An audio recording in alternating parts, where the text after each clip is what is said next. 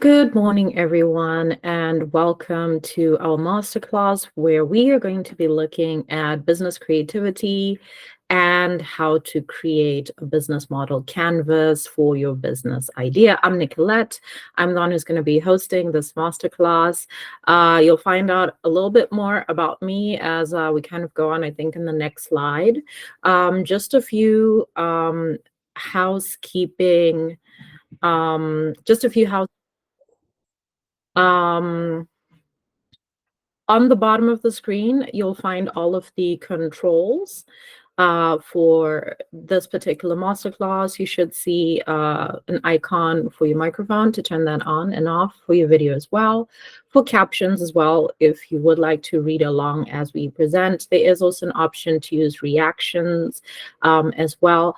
On the bottom right side of your screen, you are going to see a group of little shapes, a triangle, a square, and a circle. And you'll find a lot of the functions that we're going to be using in there, predominantly things like Q&A section. So for instance, if you have a question that you would like me to answer during the session, it is preferred that you do put them into the Q&A section, and then I'll see those questions as they come up, and then I will actually be able to respond to you guys.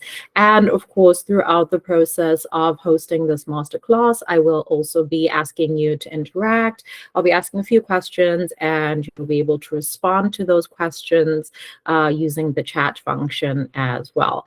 Additionally, at some points during the masterclass, I will be putting you guys into breakaway rooms that you can discuss some of the ideas that you might have or the thoughts you might have while actually participating in this masterclass. So hopefully everyone is comfortable, is seated, is a little bit hopefully well rested, got to sleep in, is caffeinated.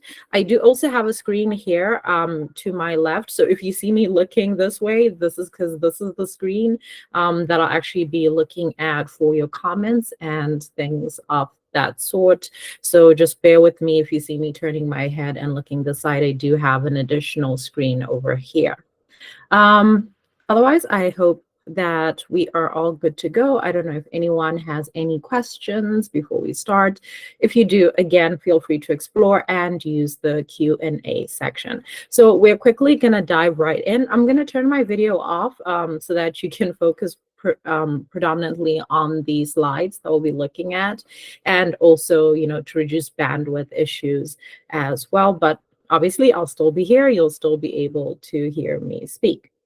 So we're going to be starting off by looking at business creativity for entrepreneurs. As we all know, creativity is very important. I think, every single person basically knows that, look, when you're starting a business, you need to have a really good idea, right? But not everybody feels creative. Not everybody feels like they have an amazing idea that, that they'd like to share with the world. They're a bit unsure about how creative they are as a person. And sometimes this can actually prevent people from actually starting businesses or even recognizing other areas that they can apply their creativity to within their business, for example. So these are some of the things that we're going to be touching in on this first part of the masterclass, essentially. So as I had mentioned, I'm Nicolette. I'm the person that is going to be taking you through this whole process. I have a degree in entrepreneurship, and I also have an MBA as well. And basically, the company that I run is to help people that have great ideas be able to develop their ideas and turn them into sustainable business models, and basically help them start from the foundational level into starting the whole process of starting a business, essentially. And that's kind of important because I think a lot of people don't get that. I think a lot of people get an idea and then they start a business, and then that's just how it goes. But sometimes you need just a little bit more assistance when you're getting started. Of course, on the screen, there are my contact details. Please do feel free to connect with me on LinkedIn. I definitely always welcome that. And post the workshop if you've got any questions questions that you might have about putting your business together, or about putting your business model together, or developing ideas further, you can always reach out to me there for assistance with that. So moving on to the next stage, I'm going to ask you guys to just briefly note, you can put in the chat, what is your favorite color? I know this can differ depending on, okay, sometimes you'd be like, no, but I always wear this when it comes to clothes. But just quickly type in the chat what your favorite color is, just in about 1 minute. This is going to be useful for an exercise we can do a little bit later on, but I do want you guys just to note it. I already see someone's put in beige. I see green. Wow, I've never heard someone say beige is their favorite color. That's very interesting. We've got blue, we've got black, pink as well. My favorite color is also pink. We've got gray, brown I'm seeing as well. Okay, those are very brown, it's very earthy color. That's great.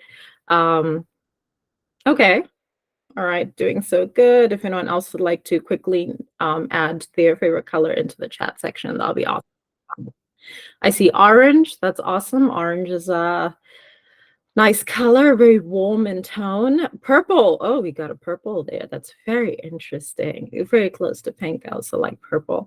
Awesome. Thank you so much for sharing what your favorite colors are. I appreciate that. So now we're going to be moving on to the next part of the presentation. Just write that favorite color down somewhere. So I'm guessing that all of you are here because you have a bright idea. So it's either you've noticed that there was a problem either in your life, either in products that you already use, and you're like, you know what, I wish that have this kind of product, or I've noticed this particular problem when it comes to using a particular product. Or maybe, as you move throughout life, you tend to notice that, some things could be better than they actually are. Either that, or perhaps you interact with people, for instance, and they complain about something, and then you're like, you know what, I think I have an idea that could, potentially fix that. And that's how a lot of people actually end up starting businesses, by noting things that are in their own lives that are happening, and they're like, I think I could find a solution for that. I think my solution could work. I think it could actually end up making things better. But now, having an idea is not really enough, because again, whatever idea you have, it is going to need to stick out in a crowded marketplace. And what we mean by that is that it is very unlikely that you're going to come up with an idea that is completely new and has never, ever been done before. Somewhere, somehow, somewhere out there, there is someone that's probably come up with a similar thing. So you'll find that whatever solution you create, there will be similar solutions out there. So now, how do you then figure out how to stick out when there's so many people that are doing something similar? And that might get you thinking about, where do good ideas actually come from? I think something we've often heard before is that, some people are just born creative, God's favorite people, they just sit down and then they come up with ideas and they're just brilliant, or they're lucky, or whatever. But that's actually not what happens in the process of creativity, because creativity is actually quite wide. It's just that over the years, and I think over the centuries, the forms of creativity that fall into particular areas have tended to be celebrated more, or more easy to recognize. And because of that, a lot of people that are actually creative don't even recognize that they're creative, because they don't feel like the type of creativity that they have is a form of creativity. They just think, well, maybe that's just something that I'm good at. It is what it is. But they don't actually feel like, oh, this is something that actually makes me special, but it actually is. So in this masterclass, we are going to be looking at the 7 different types of creativity. And one of the things that I've noticed is that everyone is creative, because when you look at these 7 types of creativity, you'll realize that not only do people fall into at least one of these areas, some people often fall into multiple of these areas. And we're going to be breaking them down over the next few minutes. And this will really give you what I hope is an opportunity to think, which areas do you fall into? And then once you've identified what those areas are, it could be one area, it could be multiple areas. If it's multiple areas, that's fantastic. If it's one, that's still great. And then we're going to start thinking about how we can leverage those areas within our businesses, within the ideas that we want to form a business around. So we're going to start off by looking at idea creativity. Now, I'm sure some of us all have a friend who's like always coming up with ideas for this, ideas for businesses, ideas for products, just lots and lots of ideas. This is often, I think, within the entrepreneurial space, a type of creativity that a lot of people tend to say, well, that's the most important thing that makes like an entrepreneur essentially. People that can develop new concepts that can then be built into things in the physical realm or into processes or into services. This is kind of what people are kind of thinking of when they typically think of an entrepreneur. And when entrepreneurs kind of typically think of, I want to start a business, they'll be like, oh, I really need an idea, and it has to be a great idea. It needs to be a brilliant idea. It needs to be the most creative idea, the newest idea, the most innovative thing. And yet there are plenty of entrepreneurs who have taken ideas that are not really exciting and have turned those ideas into really good businesses because they focus on their other strengths or other forms of creativity. Now we're going to move on to the next most commonly spoken about form of creativity, which is material creativity. Again, this is an area that a lot of people tend to be familiar with. When you think about people that are creative, you think of people that make things, whether it's people that make clothes, whether it's people that do woodworking, sculptors, painters, writers, even though right now, in the world we live in, writing is, it's predominantly a digital thing, but people that basically can work with materials and work with their hands to create something. And a lot of times people that have this particular type of creativity will tend to find themselves then starting a business that involves that form of creativity. So if they're great at maybe making clothes, they're like, okay, I guess I'm going to start a fashion design business. If they're great at baking, they'll be like, okay, I'm going to start a cupcake shop or a bakery, and I'm going to do all of these elaborate designs on my cupcakes and on my cakes and that type of thing. And then the next area, which a lot of people don't consider to be creative, but actually is a form of creativity, is people that have organizational creativity. So these are people that are good at organizing other people, organizing projects, coming up with new organizational forms or approaches to structuring things. So I remember I once had a client who was really, really, really talented in this space. Like she was just very organizationally creative. And so what she did is she actually started a business where she would basically go into people's homes and then organize people's houses. I'm not a very organized person like that. So definitely I could use services like hers, but sometimes, there are people who are either too busy, too overwhelmed, too much is happening in their lives, and they need somebody to come in and put structure in their lives. And she would not just organize people's homes, but she would also, for instance, if they were moving, she would come and organize all the things in boxes and label everything to make that process of moving a lot easier for them. So again, another area of creativity that some people may not have considered. The next area of creativity is relationship creativity. Now, you can, I guess, think of someone in your life who is so good at making friends, who is absolutely brilliant at making friends. So they can relate to so many different types of people. If all of their friends came in one group, in one room together, all of those people end up fighting because they're such different people. But yet this one person is so good at relating to all of these people, is great at getting them to work together, is really good at just understanding how to form not only just relationships, but good relationships, strong relationships, and they can use that to their advantage. So if you think about it within a business context, you think about people that are really good at sales, people that are really great at networking, people that are really great at managing people as well. So they're really good at just interacting with other people and forming great relationships with them.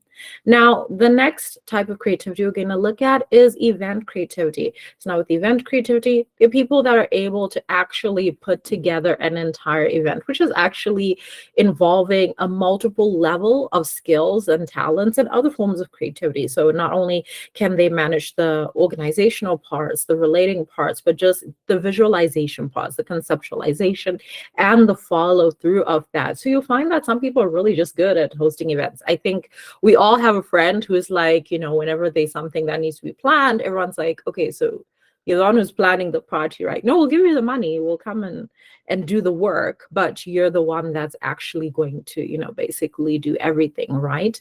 And that's because these particular people have this form of creativity.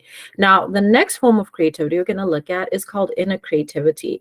And this really has to do with the person's ability to understand themselves and understand other people. And we're putting this within the context of the human mind and the human heart. I guess we could say the human soul. Basically, they have deep, innate understanding of people and why people do the things they do. So typically, think of your friend that you always go to for advice. Now, you could be like, oh my gosh, today I'm so angry about this. This person did this thing. I'm losing my mind. I'm going to break everything. And this friend's going to be like, okay, you know what? You're not angry at what this person did. You're angry because something happened last week that you told me about, but you didn't react to that situation. So now this person's come today and they've done the small thing. And this is the thing that's basically triggered you. But to be honest, what you're really upset about is stuff that happened a while ago. So these tend to be people, that end up being philosophers, psychologists, counselors, those kinds of people. So if you find yourself being that person that people always turn to when they have issues, and for some reason you're really, really good at helping people figure out what's actually wrong with them and or what's making them feel the way that they're feeling, you have inner creativity. Now, the last form of creativity we're going to be looking at is spontaneous activity. So with spontaneous creativity, people that have this form of creativity are obviously able to act in a very spontaneous manner, but they're also very quick to respond to anything that's said to them. You could literally say to them, I want you to do a 5-minute speech on why everyone should stop wearing shoes. And they would not miss a beat. They would literally start giving a 5-minute talk about why everyone should stop wearing shoes. They'll probably say it's not good for you. It's not the way nature intended, but they'll structure it in such a convincing manner. So these people are often really good at coming up with interesting, quick things that are either brilliant, sometimes they're foolhardy, but they have that ability to really jump from being settled, not a lot going on, to suddenly being inspired, and then they kick into high gear into whichever direction they're being pulled into. And this is often good, especially if you are a business person, because sometimes an emergency can happen. Anything can just suddenly come up and you'll be required to respond basically immediately. And then this would be an opportunity to leverage that kind of creativity. So now I'm going to ask a question. What type of creativity do you have, or what types of creativity do you believe you have? I'm going to just go back to the slide that listed all of them. So I'd just like everybody to quickly just drop in the chat the types of creativity that they feel they have. So yeah, if you can just drop those in the chat, I'll be able to just note them. I'll give everybody just 1 minute to do that.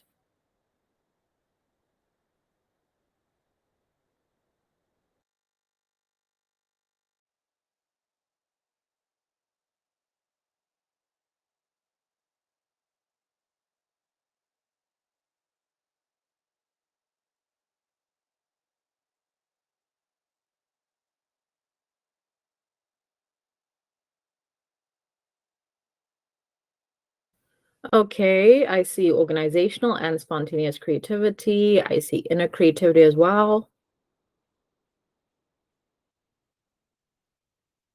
Just give everybody about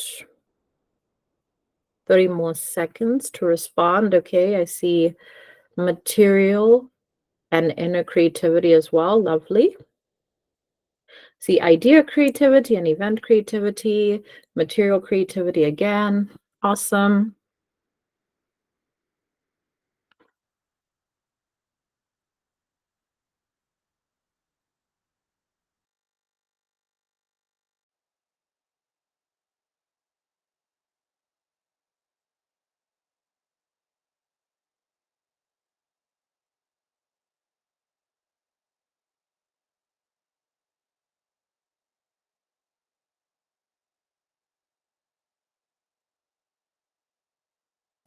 Okay, I see inner and relationship creativity as well. Anyone else just want to share which type of creativity they fall into?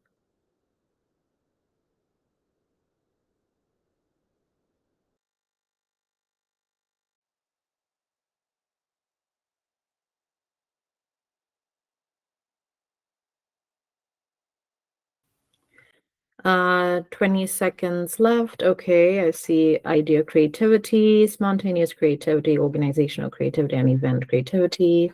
And I also see relationship creativity as well.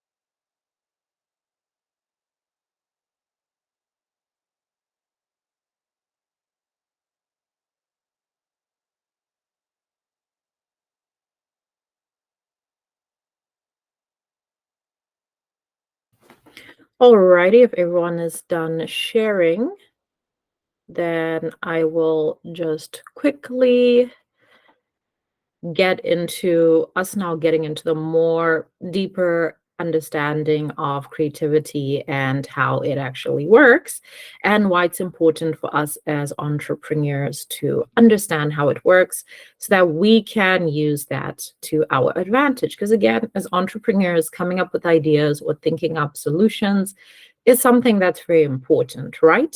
So typically when it comes to the way that people think, there are two types of thinking. Typically divergent thinking, and then there is convergent thinking as well. So divergent thinking is when basically you're able to come up with many different types of ideas that are not related. There are some people that have this type of creativity. So when they actually sit with their mind, they often have notebooks that will have ideas about many different areas. You know, one day they want to start a cooking business, the next day they want to design an app, the next day they want to, start a graphic design company. They've got so many things that they're essentially looking to do. And it's because, they can find inspiration in lots of different things. Maybe they read very widely. And because they read very widely, they can often start coming up with ideas that are not necessarily connected. Now, where convergent thinking takes a different approach, it's when you're then able to grab all those different ideas and then sort of piece them together or bring them together to come up with a solution to a problem. For instance, I'll give an example of, the way that human beings designed airplanes. It was like, okay, great, we want to learn how to fly. Okay, first of all, it's like a human has no wings, so flying should not be any part of the equation at all. But we're like, oh, but they're birds. Okay, interesting. How do birds fly? How do their wings work? How do we study that and then create a machine that's also not in any way typically connected with birds or wildlife, and bring those two things together? The industrial age that essentially brought about, people's I guess, interest in developing different types of machinery, and the idea of birds and observing what birds do and how they fly, and then bringing all of those two things together and then saying, okay, let us create a machine that basically uses the same principles that allow birds to fly, and then we will be able to somehow fly. Obviously, there is going to be a period of trial and error where things might not necessarily, go off without a hitch the very first time you try something. But again, it does kind of kickstart the process of actually getting something created. So we're now going to be looking at the creative process. So basically going into how does divergent and convergent thinking actually work when it happens in your mind. So what you see on screen right now is the process of creativity. So what usually happens, as you guys know, is typically you'll have an idea. Something will come into your mind. You notice a particular situation, and then you're like, you know what, I'm going to fix this situation. I have got an idea. The next thing that you start doing is you start preparing. And typically a preparation will be you start researching. You start reading up as much information as you can. You start trying to build some sort of prototype or the very first version. You start working on it. You start asking people for advice. You start basically trying to figure out how you're going to make this thing happen. Now, what usually happens is that after preparation, you're supposed to end up in the incubation phase. Now, the incubation phase is where in your subconscious, your mind starts putting together the big idea. Now, what often happens with many people is that they do so much research, so much twiddling and making and tinkering basically at this stage, and fail to find a solution, and then they get frustrated. So I'm sure you've experienced that thing of you're working on something, but you're not having a breakthrough, and you're getting more annoyed, you're getting more irritated, you're getting more frustrated. What's actually happening is your brain is saying, listen, I have enough information now to basically start working on something, but we need to go into incubation. So you need to stop what you're doing. You need to stop reading everything. You need to stop trying. What you need to do is you need to stop everything and go do something else.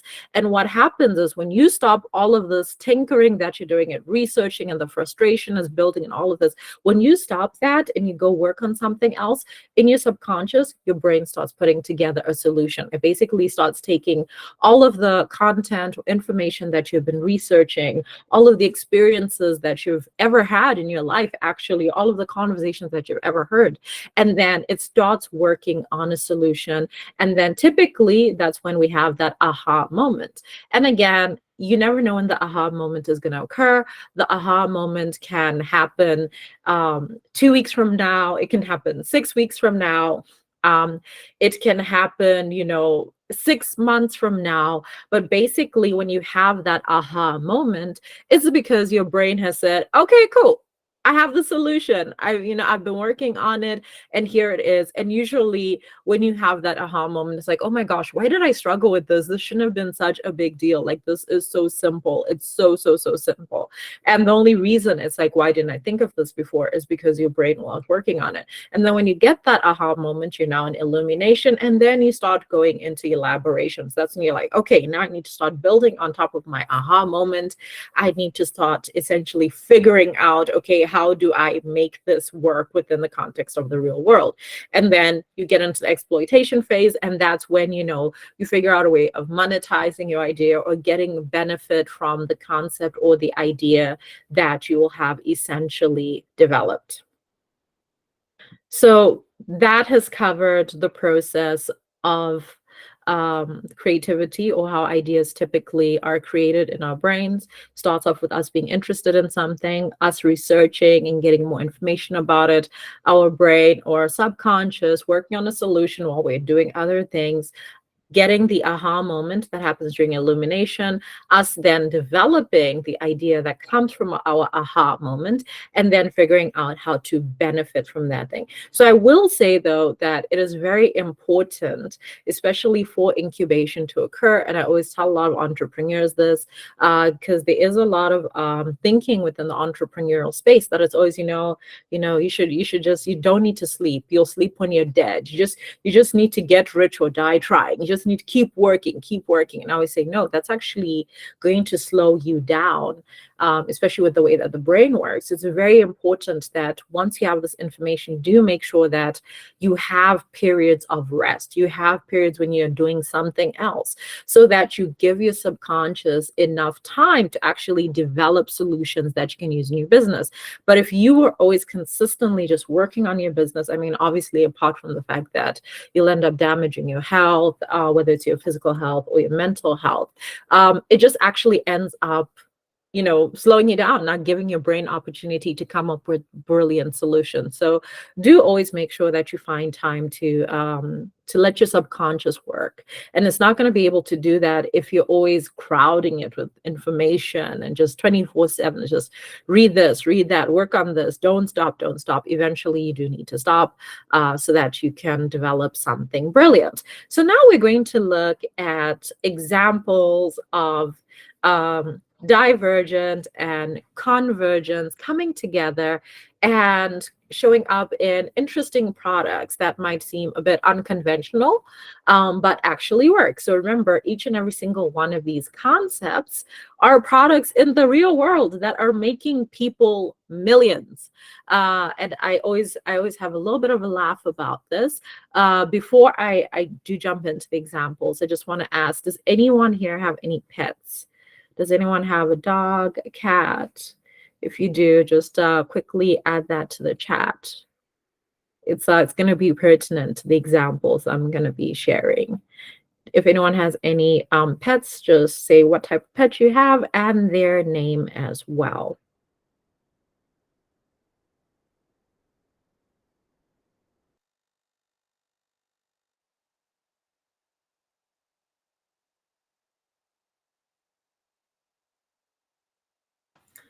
Oh my God, do you guys not have pets? That is so weird.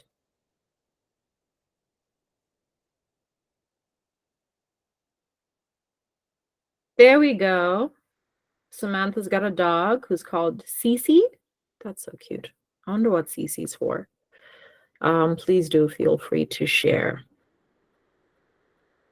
if you don't mind. Anyone else have a pet?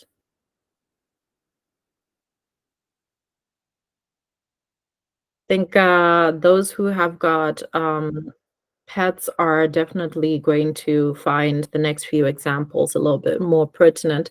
But again, I feel like those who also don't have pets will also be somewhat interested in the fact that people are making products.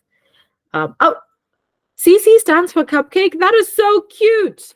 Oh my God. After this, you need to send pet text. You need to send me a picture of your dog.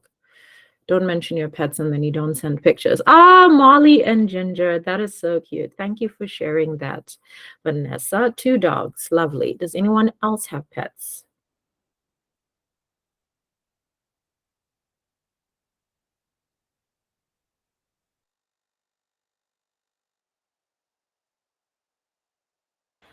Alrighty, I am going to assume that no one else has pets or that y'all are ashamed of your pets. Lol. Just kidding. Yeah, so a lot of the examples I'm going to be pulling from are actually within the space of products that are actually created for pets. And I chose a lot of these because they're very interesting and they fall within a different range or different types of markets, for different audience types, different buyers even. Because one of the things that you do need to consider when you're creating your product or your service is that, your customer might not even be your user. So for instance, I'll give an example of, let's say, baby food, right? your customer, when you're selling baby food, is the parent. It's not the baby, but the user of your product is the actual baby. So those are two things that you're going to need to keep in mind. So it's always interesting to see how people sometimes create a product, in this case for pets, where the customer is obviously the person who looks after the pet, but the end user is actually the pet itself. So we're going to go into the first example and look at two products. The first product here is, you see this doggo over here, this good boy. This good boy is wearing a product called Doggles. Now, this product was created by somebody that had a pet, and the pet would often, I believe, like putting their head outside the window while they're in the car, but the wind was always affecting their pet's eyes. They're like, you know what? I need to make some goggles for my pet. This is absolutely important, and I'm going to do this because, you know, my pet has this particular issue. Now, you might laugh and be like, oh my gosh, that is so silly. How did they make money making goggles for dogs? Like, who else is going to buy that? I'll tell you who else is going to buy it.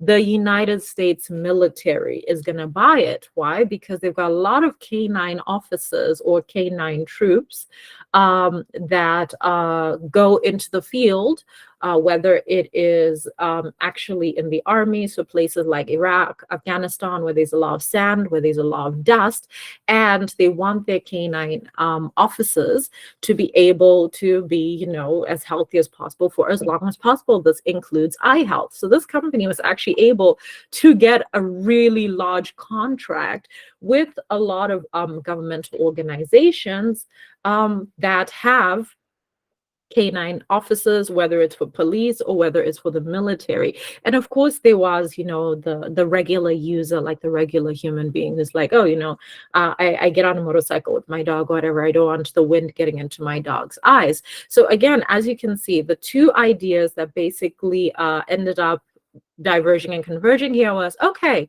goggles. Yes, goggles are for humans. Pets. Why don't I bring those two things together? And then how do I then make a pair of goggles that actually fit on a pet? What does that look like? Because obviously it's not going to be exactly the same as for human beings. So what does that design look like? And then you see that over here. In this example over here, for those of you with pets, you will know that sometimes your pets will suffer from separation anxiety. During COVID, a lot of people are like, oh my gosh, I'm stuck at home. You know what I'm going to do? I'm going to get a dog.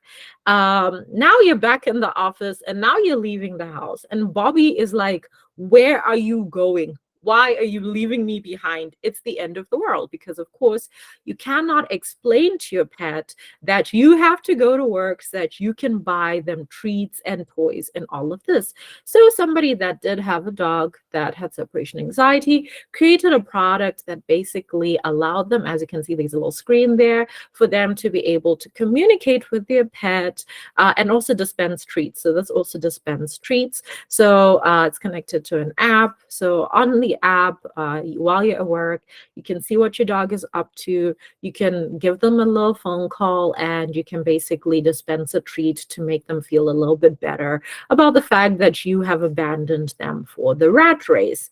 Now we're going to be moving on to the next example. So here we're going to be looking at two ideas.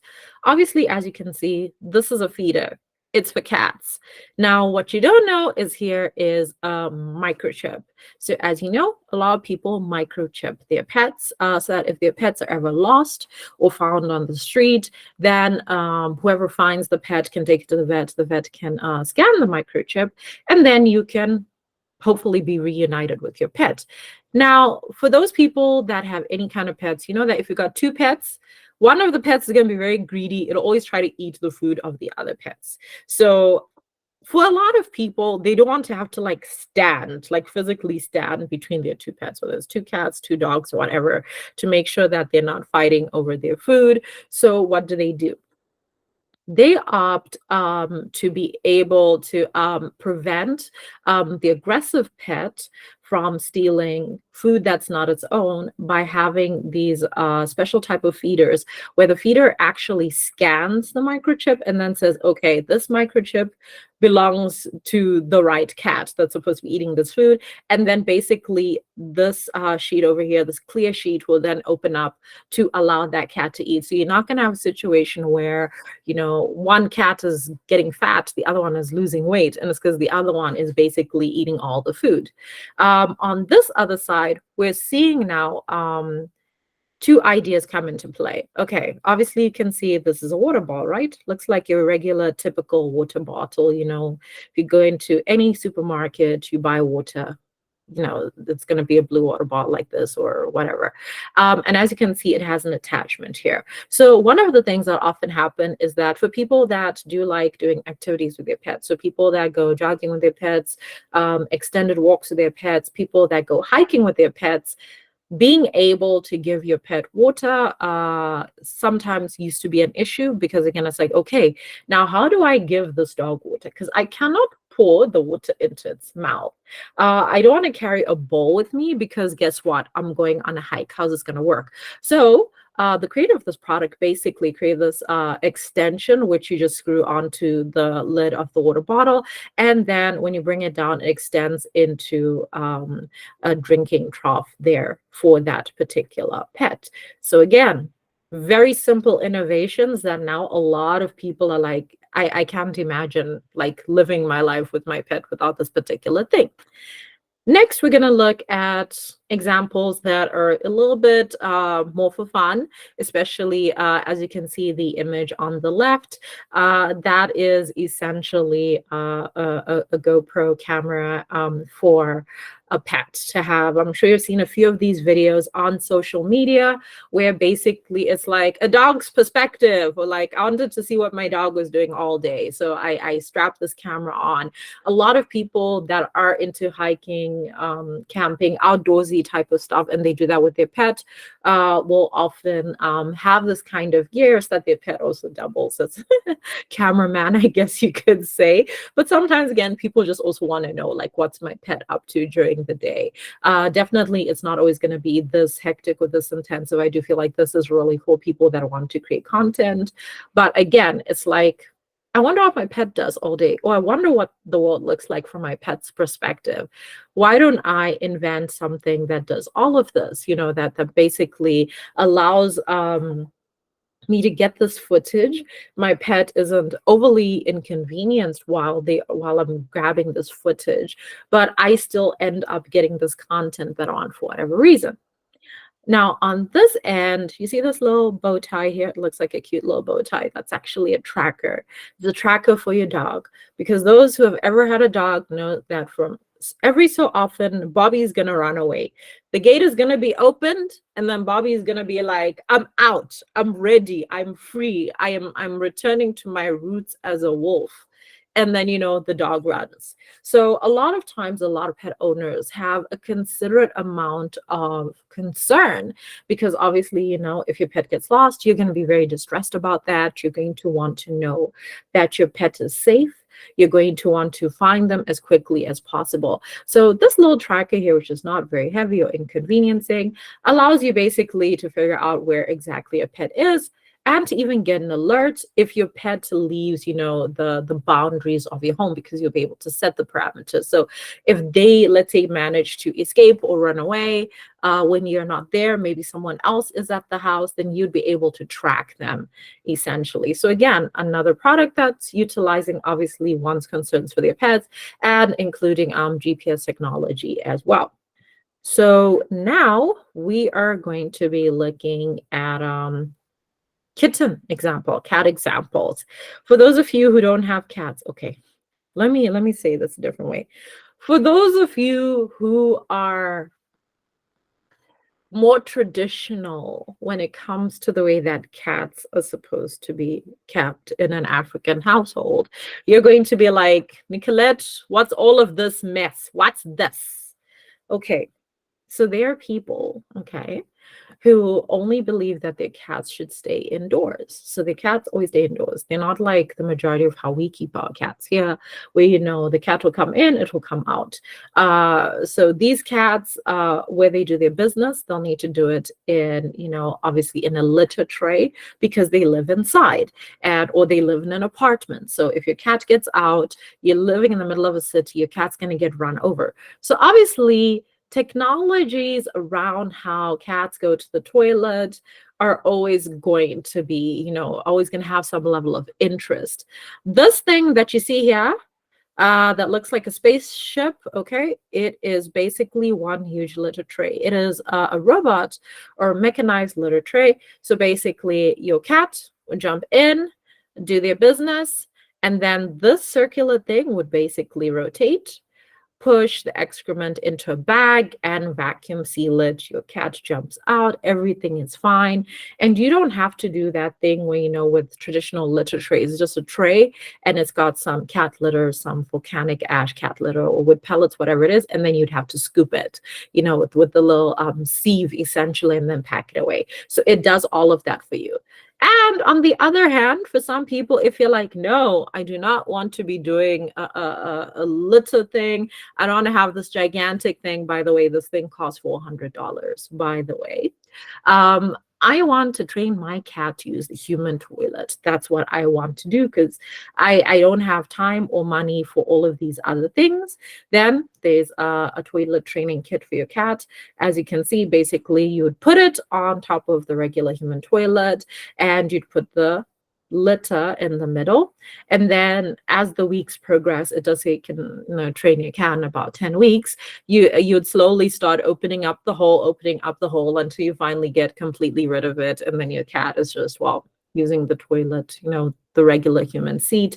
And you're never ever going to be out here scooping litter or anything of that sort.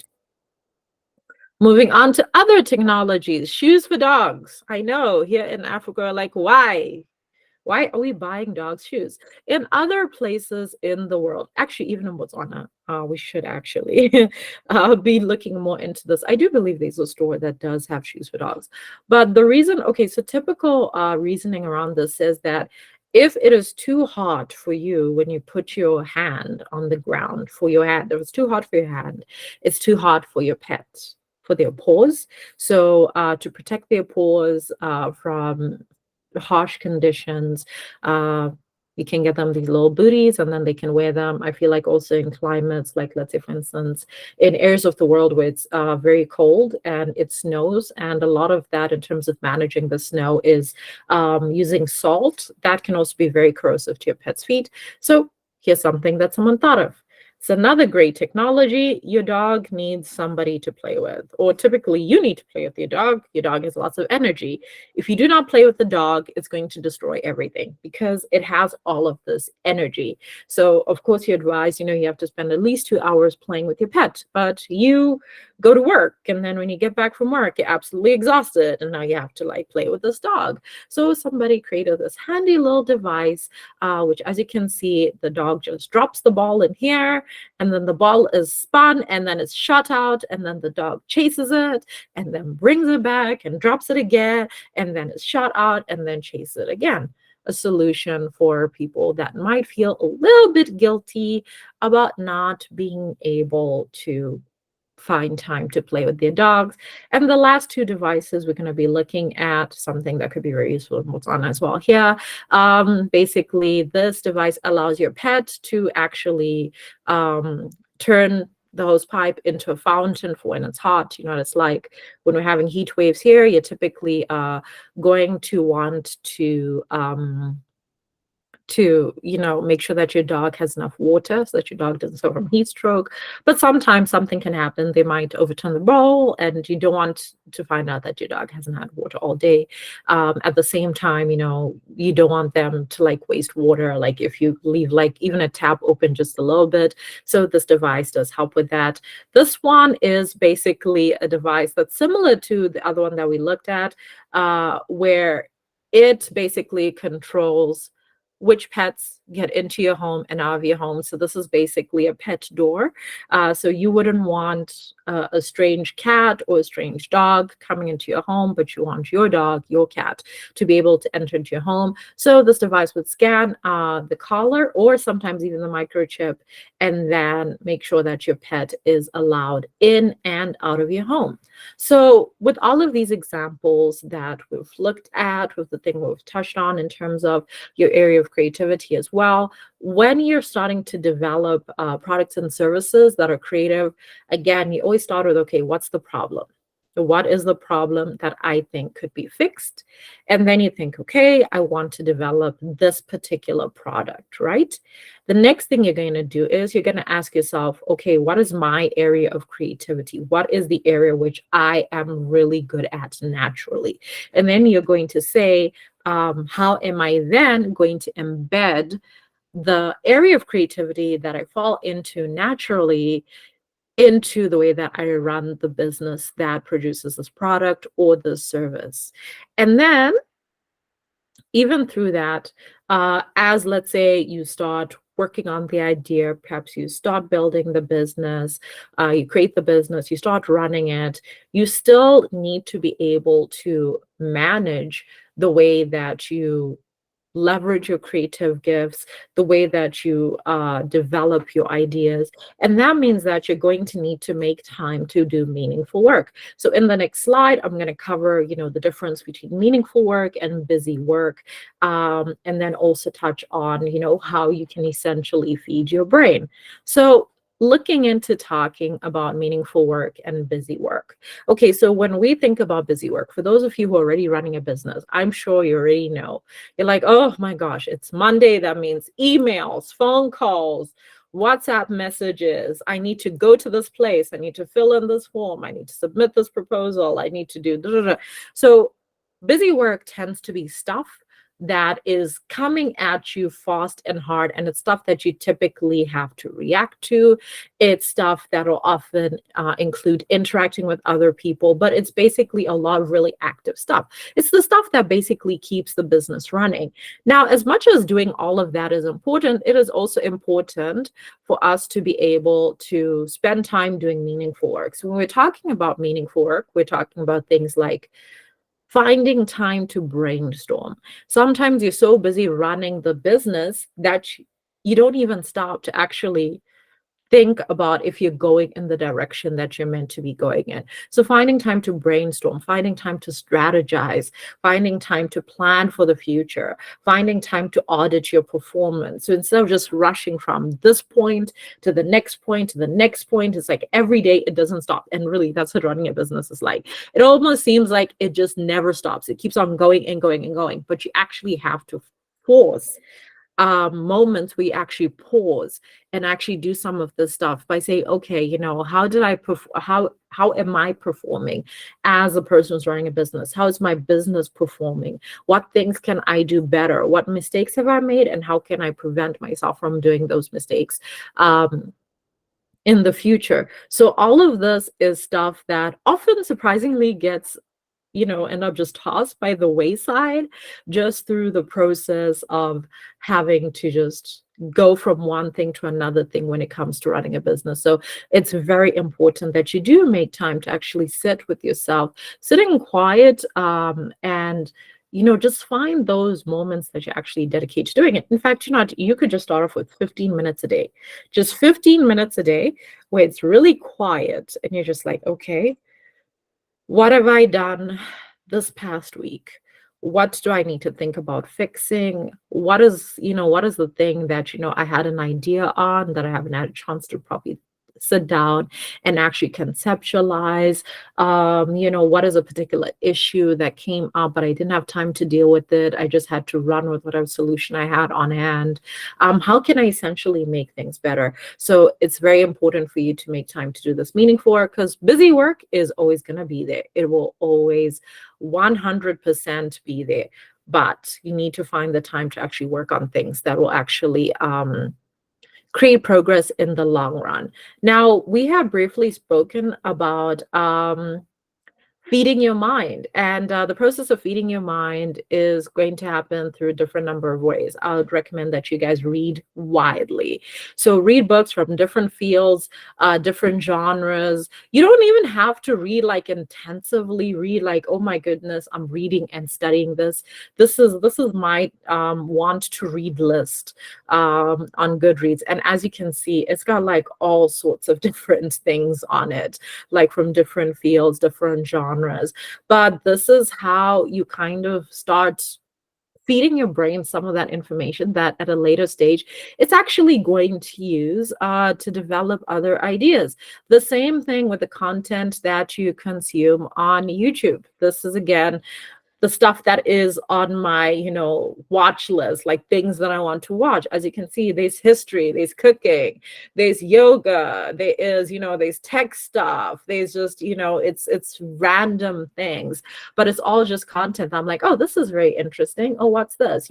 Let me take a look at that and see what I can learn about that. And I mean, it's particularly worked for me again in the field that I'm in, because I do work with entrepreneurs. So obviously me being able to have an understanding of different fields is obviously very useful, but still just as a person, it's helped me grow. And listen to podcasts. So many podcasts are free. Most of them are free to listen to.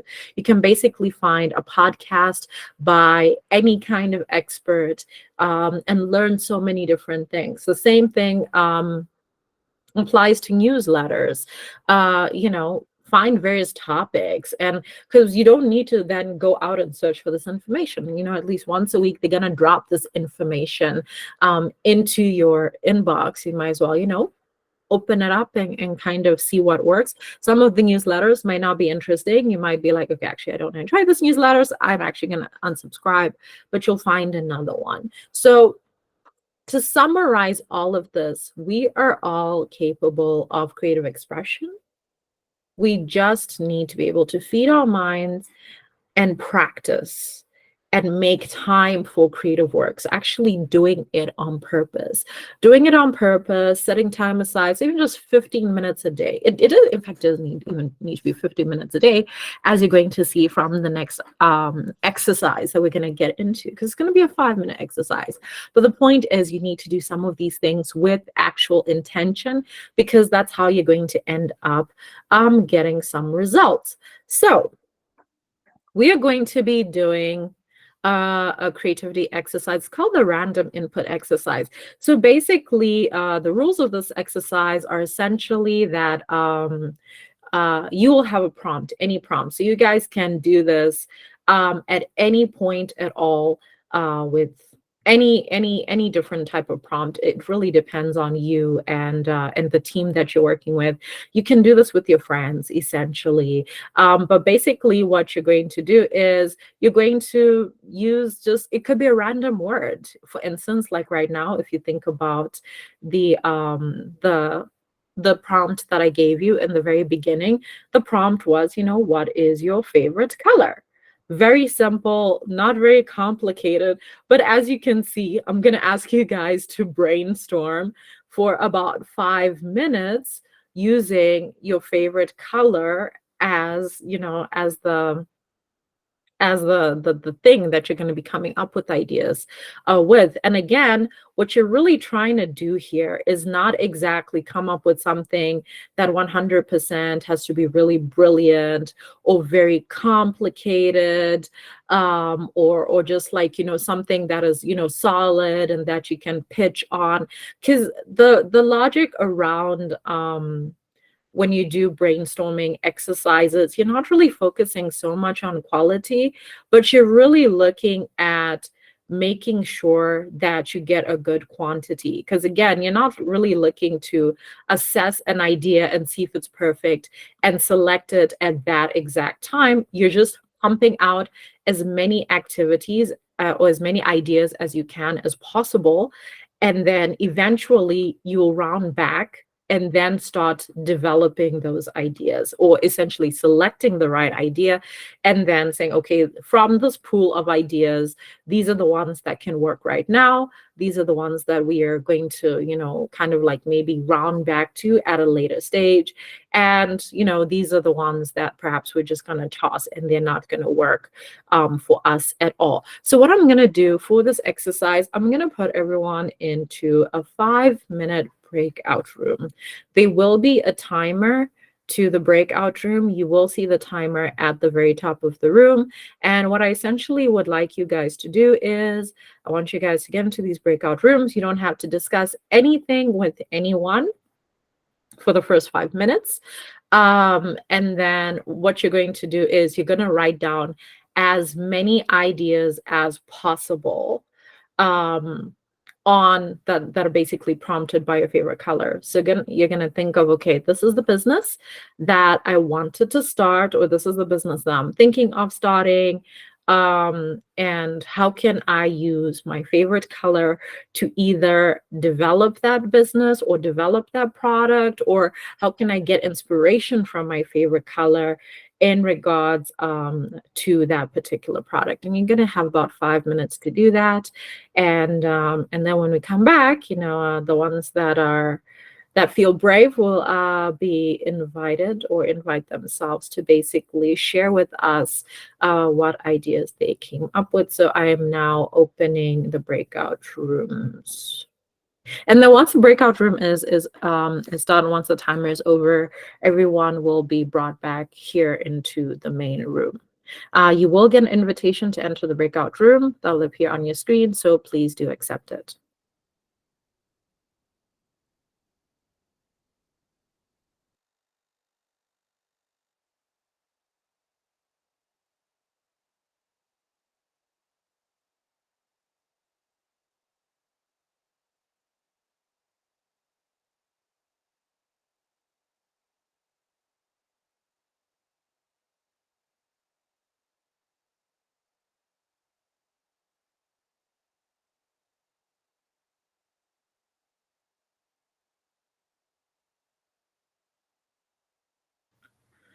Hi, if you're still in the main session, please do accept the invitation to join the breakout room.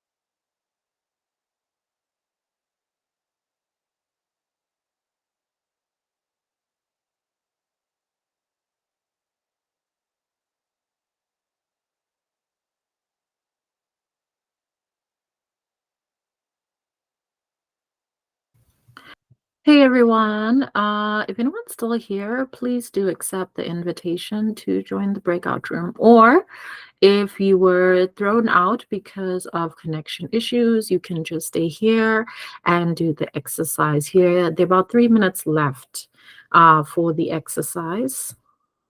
And then, yeah, you can, once I pull everyone back in, then you can still present what you've come up with.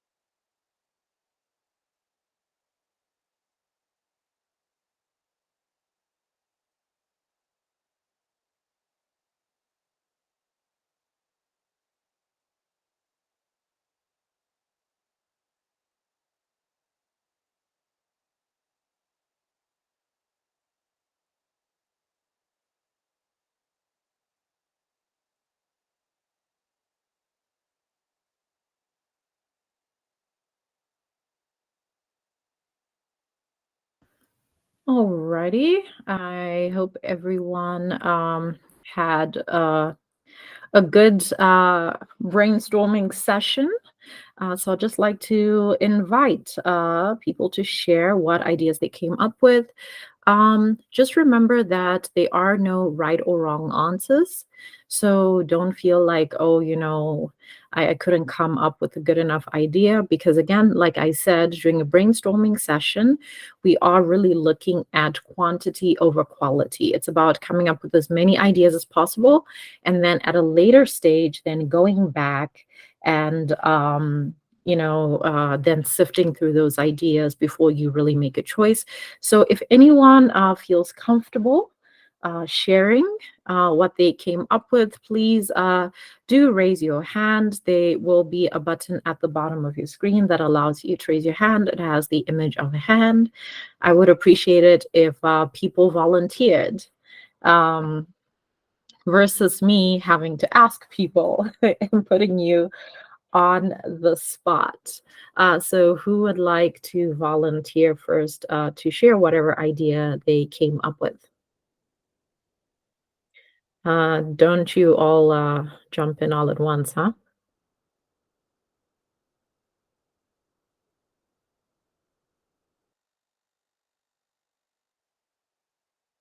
Thank you for raising your hand. Grace, please do unmute your mic and share with us. Good morning. Thank you, Nicolette. Morning. So I don't have a specific favorite color, but I do enjoy like earth tones, like um brown, nude, yeah, that color palette. So I've been wanting to start a business that deals with selling beadwork and headscarves. So I've been kind of toying around with using those color palettes as part of a way to brand my business, or like the logo and the how I incorporate it in anything that deals with trying to promote my business through advertising or social media, on social media. So I think, yeah, that is a way in which I've tried to integrate like my favorite color into the product or the look I'm trying to develop for my future company. Awesome. That's beautiful. Thank you. You lean straight directly into aesthetics, and it actually works quite well. I mean, this brainstorming activity is almost intuitively made for someone that wants to do what you want to do. Thank you very much for sharing that with us. Who wants to go next? Please do raise your hand. Please don't be shy. Huh? The thing is, when you're running a business, when you want to be an entrepreneur, there is no shyness. If you're shy, you won't sell. You need to be able to talk about your business. And oftentimes that means that in settings like this, where you're with other entrepreneurs, if you have an opportunity to start getting more comfortable with talking to people about your ideas, this is a great place to do that. So who would like to raise their hand and share with us next?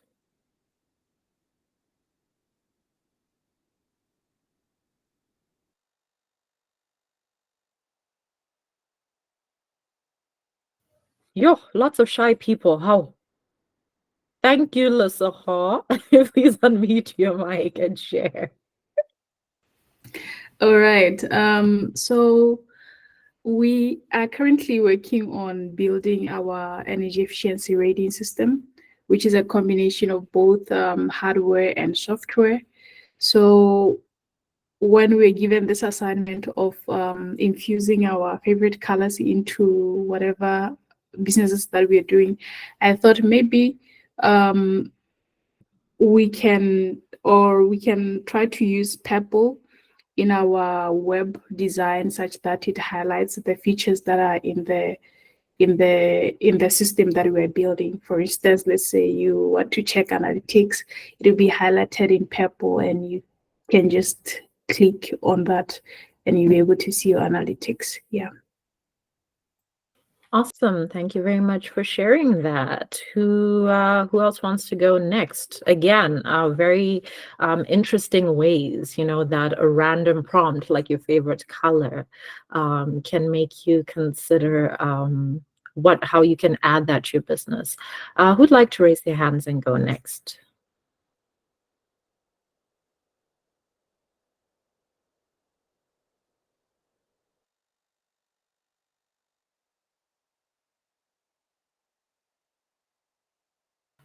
Guys, don't be shy, hey? I hope you guys aren't waiting for someone else to do it, because I'll tell you something else that often happens in business is that if you're shy and you have an opportunity to speak, but you're like, oh, I want to give other people an opportunity, don't.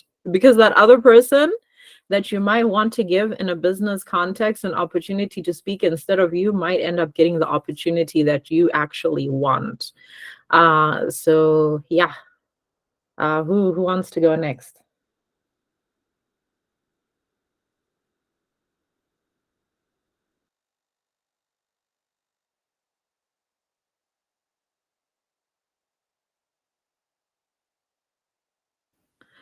Well, Hofi, please share your ideas. Thank you for raising your hand. Yeah, good morning, everyone. Yeah, my name is Ohaufi here. So, uh, my business is more directed towards structural engineering because yeah, I'm a civil engineer. So, oftentimes when you do our plans to show hidden elements under, or when you cut say a plan, when you cut a section on a plan, oftentimes hidden items are shown as dashed lines.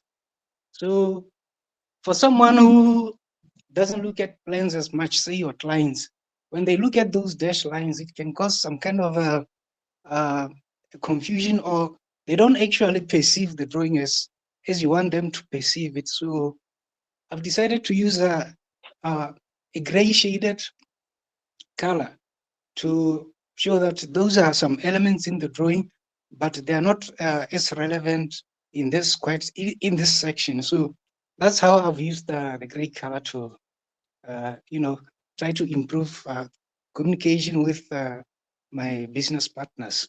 So thank you very much. Thank you for sharing that with us. Very good idea, actually. Again, color can definitely help, especially in directing people to the right information or the information that they shouldn't be looking. So thank you for sharing that with us. Okay, now we come to the stage where I pick on people randomly to share. Yay, so exciting. Uh, Rufile, would you like to unmute your mic and share with us what you came up with?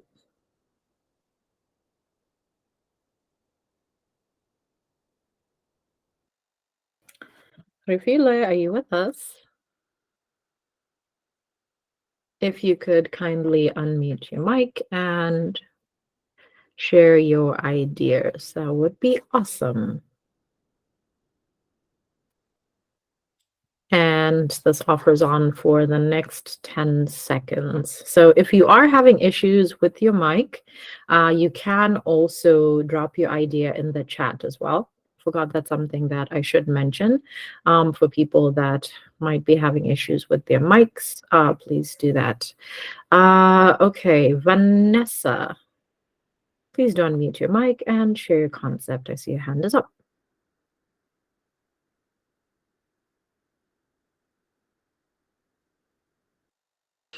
Vanessa, your hand is up. You can unmute your mic and speak. The button to unmute. There we go. Okay, so my business idea is Nessa Naira. It's basically a skincare product that is made by an African for Africans. So pink is my favorite color, and I've been thinking I'd want the packaging to be pink, but to be a pink that even when a man is, using the product, he doesn't feel, I don't know, maybe feminine. like a neutral pink color. I really love pink. It's just a very bright color. Every time I see somebody wearing something pink, I stop to acknowledge them, even if it's just for a second. So I think pink is the color that I would use for the packaging of my products. So yeah. Awesome. Thank you very much for sharing that. I do appreciate that. My favorite color is also pink, although I'm usually always wearing black. But thank you for sharing that again. That's also another area where people can allow themselves to think in a different kind of way in terms of integrating a completely different concept or idea into how they consider running their business or elements that they can introduce into their business. Who would like to go next? Apostle Kifile, would you like to unmute and share with us if you're available?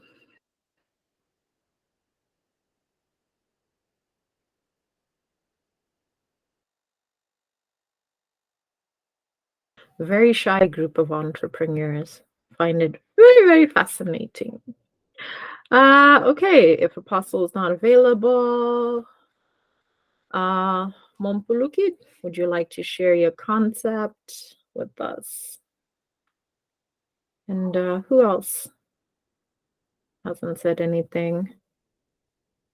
Muratila, have you said something? No, you've been busy reacting. We also want to hear you. Huh? You're clapping hands for other people. Please do just raise your hand so that we can wrap up this particular section, and then we can jump into the Q&A. And then let me just lower Vanessa's hand. It's still up there because we've already spoken to her. So, anyone else going once? Vanessa, you raised your hand again? Did you want to add something? Oh, no, you lowered it again. No, it was a mistake. Okay. All right. Going once, going twice, going thrice. Okay. Now we're going to jump into the Q&A section. So, considering all of the content that we covered around, the different areas of creativity, obviously the importance of creativity when it comes to developing ideas for your business or, or for your product in general, or even for business processes as well. Looking at, we covered the process of creativity. We covered divergent and convergent thinking. Does anyone have any questions that they'd like to ask me before we close this particular part of the masterclass and tie it up before we move on to our break? Because then after our break, we're going to have about a 10-minute break. And after that 10-minute break, we are going to be jumping into developing business models. So does anyone have a question? If you have a question, please raise your hand.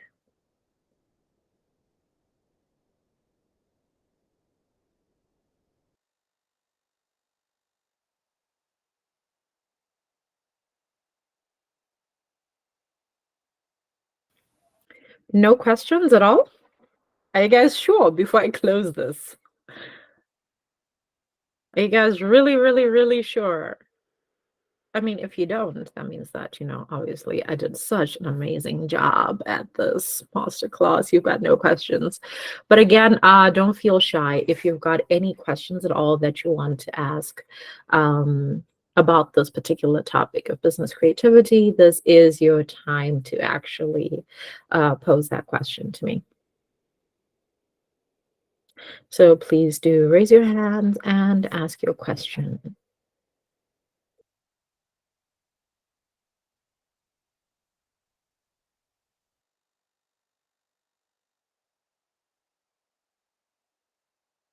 Oh, okay. Now I see that you have added something in the chat. Oh, so it was your concept. So my idea is to own a school for autistic children. That's very lovely, especially for less privilege, and also own a primary school and junior school.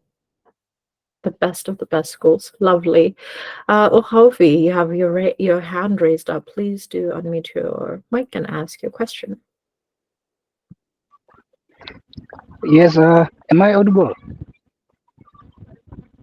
Yes, you are. Okay, and I just wanted to ask her, generally, how long does it take for a person to have his or her aha moment? It really does depend on a lot of factors. It can't really be quantified. To be honest, it depends on each individual person. And it also really depends on how much space your brain actually has to think. If you are going to be constantly keeping busy and never having periods of break or rest or doing other things that are not high intensity, it could take a longer time. But for the inspiration to strike, man, I gotta tell you, it could be weeks, it could be months, it could even be years. So the best thing that you can do is actually make sure that in the preparation of you wanting to work on your idea, that you expose yourself to a lot of different things. You expose yourself to a lot of different ideas, a lot of different concepts, and you do as much as you can, and then you stop before you get annoyed. By the time you find yourself getting annoyed, it means that you should have stopped before you got annoyed, and then walk away from it, and then you can come back to it. So yeah, that question isn't easily answered because it really does depend on each person's subconscious. So I hope I answered your question there. I see a question in the chat by Samantha. How do we deal with mind blocking during brainstorming? So when it comes to barriers to creativity, a lot of the barriers that tend to be there are psychological in nature, in that there's certain stuff that we believe already, the existing beliefs that we have about creativity. And then based on those existing beliefs, we can end up going into a brainstorming session already thinking, well, I'm probably not going to come up with a good idea. It doesn't matter if I do, my ideas are never good enough. So I would say that one thing is, have a good mindset before you go into brainstorming. Have that mindset that, yes, I can come up with a great idea. I might not come up with a great idea right now, but that doesn't mean I'm not capable of it. I'm still creative, because then that releases that pressure and that guilt and that lack of belief in yourself. The next thing is, give yourself time. And when I say give yourself time, like for instance, this exercise that we did today was a really time pressure exercise. It's like 5 minutes, push out as much as as you can in terms of a concept. I've done workshops with people that within the same 5 minutes they've written down like 5 ideas of just off of the same thing. Because the point is just sometimes is to push it out. But a lot of the times, again, if you focus on quality over quantity, you'll write something down and then you'll be like, oh, this idea sucks, it's not a good idea, and you start critiquing the idea, you start critiquing your own ability to think, and then that can be an issue. But give yourself time, give yourself grace, and allow yourself to play. A lot of the times when it comes to brainstorming, people are like, oh, this is very serious. We're coming up with like an idea for a business or a solution for a problem. So it's like very intense. Sometimes what you just need is just a piece of paper and sit outside under a tree, and then with a pen just start doodling. A lot of my notes, even my business notes, have got random doodles like scribbled like all around the edges of like little flowers or fish or whatever it is, because I allow myself to have those moments where it's just like, okay, yeah, I mean, I am technically thinking or trying to come up with a solution, but at the same time, I'm allowing myself an opportunity to play while I'm doing it. I'm not treating it like some huge existential crisis. Other things that can create mind blocks are things like pressure. If you're under a lot of stress tends not to be really good for creativity, because obviously, again, the pressure is distracting. So if you're already stressed out, if you're already frustrated, if you're already feeling some type of way, when you try to get into that position of trying to brainstorm and come up with ideas, it's going to be extremely difficult. That's why I'm always like, you know what? calm down. Sometimes you just need to calm down. Or if you can't calm down, I know not everybody, like if you tell them to calm down, they'll just calm down. Then do other things that enable you to calm down. It's like, for instance, when I'm very anxious, I color.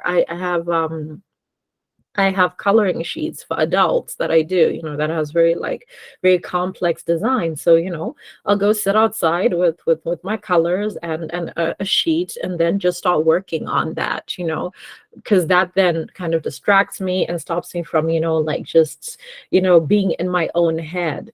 And again, like I said, a lot of the time you really have to be kind and patient to yourself. I found that most people who are very hard on themselves, who are very tough with themselves, always like pushing themselves, and it's like, why aren't you doing this? Why can't you focus on all of this? They have a hard time being creative because of that excessive pressure that they create on themselves. And sometimes you just have to acknowledge that now is not the time for creativity. Sometimes, creativity comes in phases. It depends on who you are as a person. So I think it's important to also study yourself, and then figure out what your typical phases of creativity look like. Is it that like you have intense times when you're very, very creative and you're pushing, and you're so inspired, and then suddenly that just drops and then it disappears? Or is it typically that you come up with ideas after, let's say, you have a particular experience that you encounter, then you can figure out, if it's a good experience, how to kind of replicate similar conditions to that. So I would say it's really just about figuring out what's the thing that's preventing you from being creative to the best of your knowledge. Is it that you've got too much on your mind? Is it stress? Is it not enough time? Is it what you believe about yourself, about whether you believe in your project or even believe in yourself as a person? Could that be getting in the way? So these are a few things that you sort of need to consider. Apostle, yes, we do have a recording. It will be made available, I think probably after the holiday, because we're probably going to render all of today. Yeah, Samantha, I hope I answered your question. Does anyone else have a question before we tie up the portion on business creativity in the masterclass? Anyone else have a question? Please raise your hand by using the button on the bottom of the screen with the hand on it. Anyone got a question? Nope. We good? Going once, going twice, going thrice. Okay, guys, that concludes our first part of the masterclass on business creativity.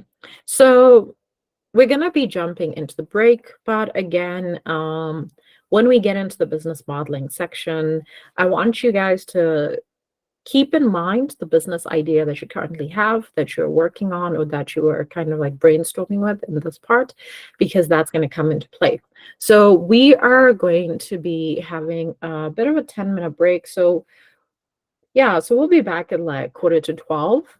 And then we'll jump into the business modeling part, where we'll be looking at, okay, how do we develop this idea from just an idea into a potential business model that we can start. So I will see everybody back here at 11:45.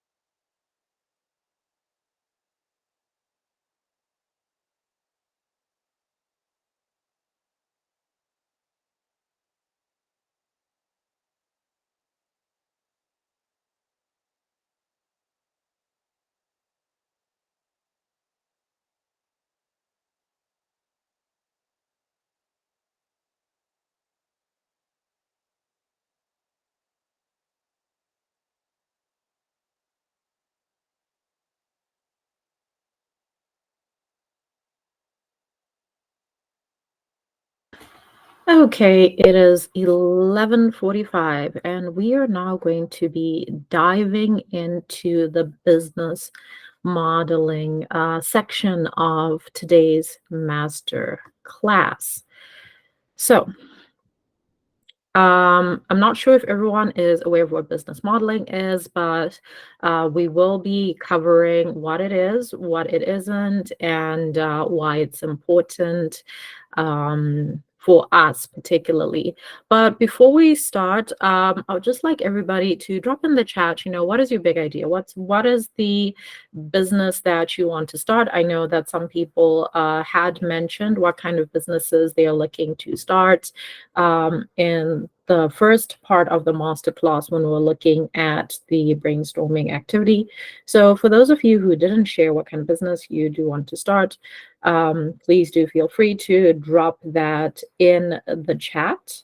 And then we can kind of have a bit of an idea of what it is that you're trying to do. As I've mentioned before, as entrepreneurs, it is very important that you are able to develop that confidence to be able to talk about your ideas and your concepts, because whether you want to get a customer, whether you want to find a business partner, whether you want to find an investor, or maybe you just even want to get somebody to come on board with your concept and your idea, you do need to be able to actually confidently be able to say, this is the kind of business that I want to start. This is the idea that I have.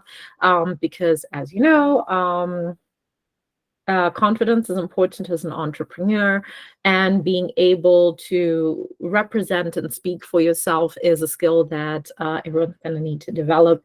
So if everyone can just within the next minute just put in what it is, what type of business you want to start. You don't have to say, you don't need to give a very in-depth description. You could say, well, I want to start a bakery, like had been shared before, someone is an engineer, so perhaps they want to start an engineering firm. Someone else had mentioned that, they want to make cosmetics. So yeah, just take a minute to just drop in into the chat what kind of business you are looking to start or you are thinking of starting.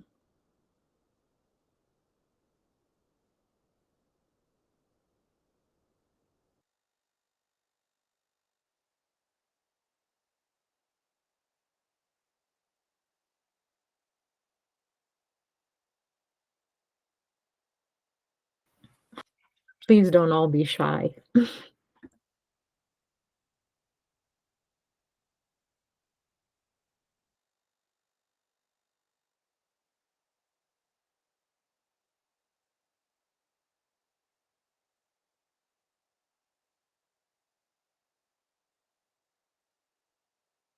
Okay, I see Samantha has shared her idea, family outdoor activities that create bonds between them, such as horse riding, color run, and the likes of such. Okay, that is very lovely. Sounds like at the very least you would have a lot of fun running your business. I'm guessing those are things that are related to activities that you like to do.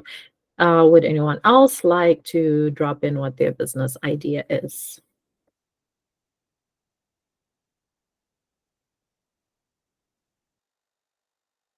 Okay, Rufuliana started tea business, different flavors as a healthy alternative to sugary drinks in the market. Excellent and well needed. Yeah, we need to get over our addiction to sugar, certainly. Ohaufi, manufacturer of precast concrete structures. Fascinating. I've seen videos of some of the things people have done within that space. I think it's very fascinating because, like, it's, from what I understand, it'll take like a really short time to be able to put up structures. Instead of us taking, hey, how many months or years in some cases to build a house, it can end up being done pretty quickly. Rufilo says, an art gallery and a ladies' boutique. Interesting. Art is a natural and huge part of me, but other than that, as a way of letting my clients travel into the world of expression. That is beautifully put. And they get to see what they can't express be expressed for them, and they also get additional leisure time. That definitely sounds like something that I, at the very least, would be very interested in seeing what that looks like. That sounds lovely. Gabriel wants to create an eco-friendly electricity that runs on organic material. My guy, if you create that, you will become the world's next billionaire, okay? Because like like electricity issues, energy issues have this entire planet in a chokehold. So hey, that would definitely revolutionize the way of life, I think, for many people, especially here on the continent. Strangely enough, I feel like in a lot of, I think in the global north, people take electricity for granted. But for us here, it's like, yo, when there's no power, everything comes to standstill. But okay, now I'm just rambling. But on the flip side, because we don't always have consistent power, that also means that when we lose power, it doesn't completely incapacitate everything. There's certain place in the world where when there's no electricity, life stops.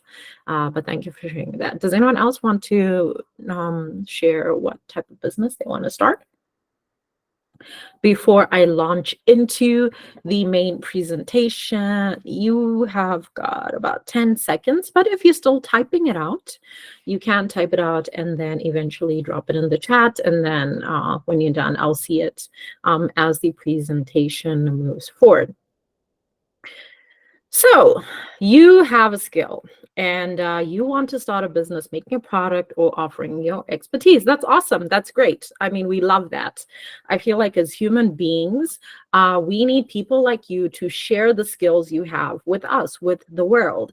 If you were to look into every single, if you're to look at every single thing in the room you're in right now, that started off as an idea in someone's head, whether it's the device that you're using, whether it's the pen that you're using, whether it's the notebook that you're using, whether it's the shoes you're putting on, the coat you're putting on, the headphones you're using. They are so many millionaires in the world right now, and you can literally pinpoint them starting right in your room by the products and the things that you actually can see visually in your room. So of course, we do need people who come up with ideas because they make our lives better, essentially. That's the amazing thing about entrepreneurs. But starting a business is easy. Keeping it running, for those of you who have started a business already, keeping a business running is really difficult. And for most people, you'll typically bring your skills, your passion, your creativity, just your zest and your energy. And then what happens? Things become dicey. I'm sure you guys have seen these stats before. 20% of businesses fail within the first year, 50% of businesses within 5 years, and 70% of businesses fail in their 10th year. Imagine you make it to 10 years and then everything falls apart. I once interviewed an entrepreneur in Tanzania, and she shared how after 22 years, her business fell apart. So obviously running a business is really dicey, but you basically need to figure out, okay, as an entrepreneur, how do I make sure that I increase my chances of running a business that is going to be successful, right? Just looking at the chat, okay, I see there, someone says they want to do a poultry business, broilers and layers, vegetable production. Nell says smoothies made for weight gain and weight loss for children and adults. Thank you for dropping that into the chat. So as we now move on, how do you give yourself how do you give your business a chance to actually survive? Is it only just about the idea? As we've discussed, you can have an idea, but the idea needs to be based on a foundation. So typically when you look at successful entrepreneurs, they combine three things. They combine focused entrepreneurship, great products and services, and well thought out business models. So I'm just going to quickly go into breaking down each of these. When we talk about focused entrepreneurship, we're looking at four things. You need to understand who you are as a person. So you need to understand your skills, your strengths, and your weaknesses. Why? Because when you understand your strengths, you can then focus those strengths on your businesses. When you understand your weaknesses, you can then Figure out how to make plans to mitigate your weaknesses. Everyone has weaknesses. I'll give an example. I tend to be a scatterbrain. So I have to put in place strategies that make me focus, or give me an opportunity to focus and not easily get distracted. So it's very important for you to understand yourself. We've been partly doing this by delving into business creativity and allowing you guys to discover, which elements of creativity you fall into. Next, you need to know your motivations for starting a business, whatever those motivations are. And you need to make sure that those motivations can actually go the distance. I always say that if you're just motivated by, I want to make money, that can be a bit tricky, because as life gets harder, or as you experience certain challenges in running a business, your motivations can start to sway if your motivation is money, because you'll be thinking, well, actually, I don't need to drive a Mercedes Benz. You know what? I just need to buy a Honda Fit. And then suddenly your motivation to push your business or to make gains in your business are easily affected. But if you are being motivated by, let's say, creating something that makes the world a better place, that will allow for less compromise. But again, people have various motivations in their lives for why they start businesses. So always make sure that you fully understand what your motivations are. Then you need to set goals. You need to set your personal goals and your professional goals. I always say that personal goals are very important as an entrepreneur, because your business might fail. And if your business fails, but all you have done for, let's say, the past 10 years is build this business and then it fails, what else are you left with? What other areas did you grow in? What other areas did you develop yourself in? So it's important that you do have a balance, that as you're growing your business, as you're meeting your business goals and your targets, that you're also developing yourself as an individual and as a person. And then you also need to know what your exit plan is. How are you going to get out of your business? Some people might be like, well, I'll just die. I'm just going to run this business until I die. Then it's like, okay, great. You die. And then what happens to business? Is it that, oh, no, you're dead, now there's no more business? Or is it that, at some stage you start thinking about, okay, am I planning on passing this business on to someone else?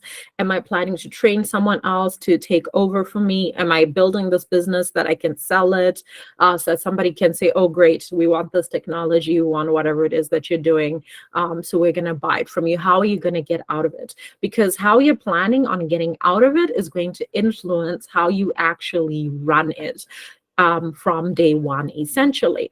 So we've covered the focused entrepreneurship bit. Now we're going to be looking at great products and services. So when you develop, or how you develop great products and services, is you need to make sure, obviously, that your products and your services are functional. That means that what you say the product does, it must be able to do it. It must be able to fulfill that promise. Secondly, it must be reliably able to fulfill its functions. Not that today it works, and then tomorrow it doesn't work, and then on another day it works, and then on another day something else happens. Next, it needs to be producible. You actually need to be able to make it. We had spoken about creativity and how some of the ideas that we develop, some of them will work, some of them won't. But here's the thing is, whatever idea you're going to choose to work on in your business, whether your business is already there and it's an idea for a product or a service, or maybe it's the idea for the business itself, you need to make sure that you can actually make the thing that you're saying, that you're imagining in your mind, that you're going to offer to people. Oftentimes I've seen people develop pitches for products or services that they don't have the capacity to actually produce. They don't even have a prototype. So it's just like pie in the sky. So then a lot of people be like, I don't know about that. Sounds like pie in the sky.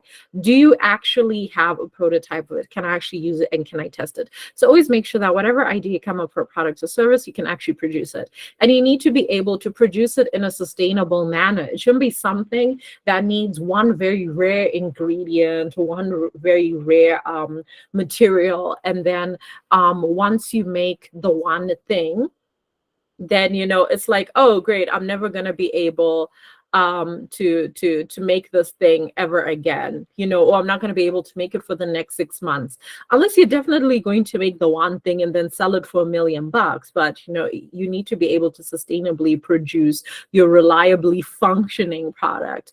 Next, it needs to be profitable. You need to be able to make money doing it. So the math needs to actually make sense, and make sense over a long period of time. If it's not profitable, you don't have a business, you have an adventure, essentially. Then it needs to be scalable.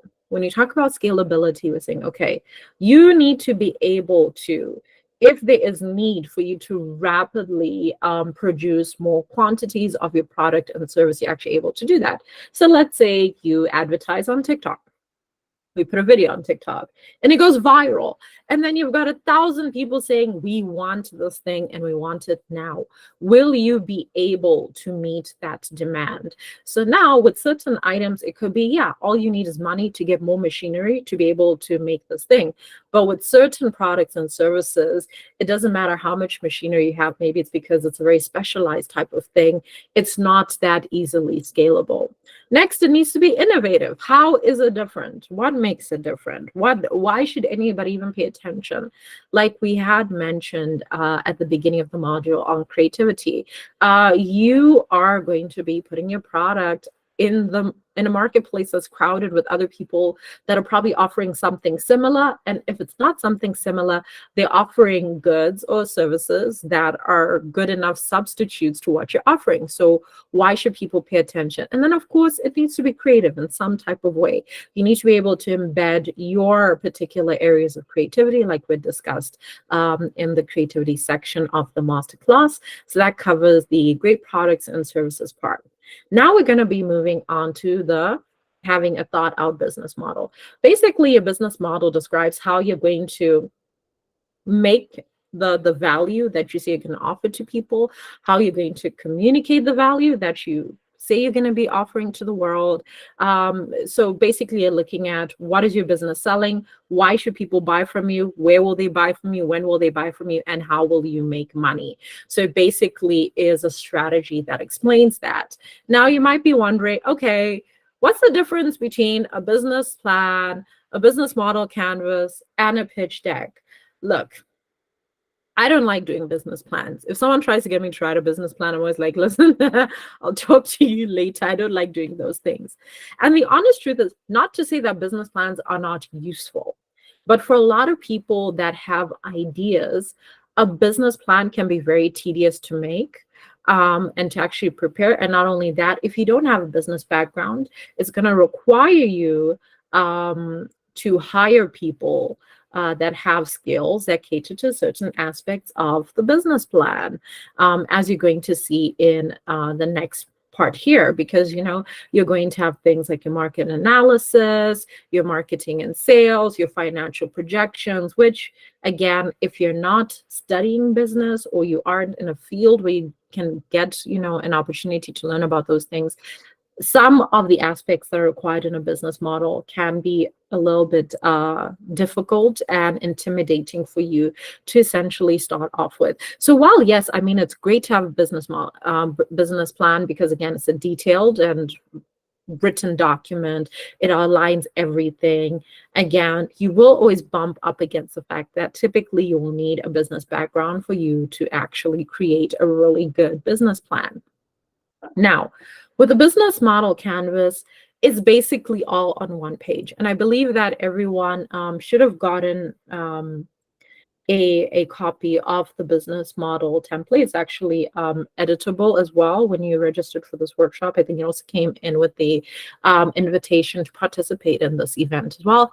But it is just all on one page. It helps you clarify what your products and services ideas are and how you're going to make money. So it really helps you drill down just on one page, especially if you're just coming up with a completely new idea or you're not like somebody that's overly familiar with a lot of business concepts. It just helps you break down a lot of the stuff. So the value you're offering, the activities you're going to do, which partners you're going to need, who your customers are, how how money is going to be going out of your business and how money is going to be coming in.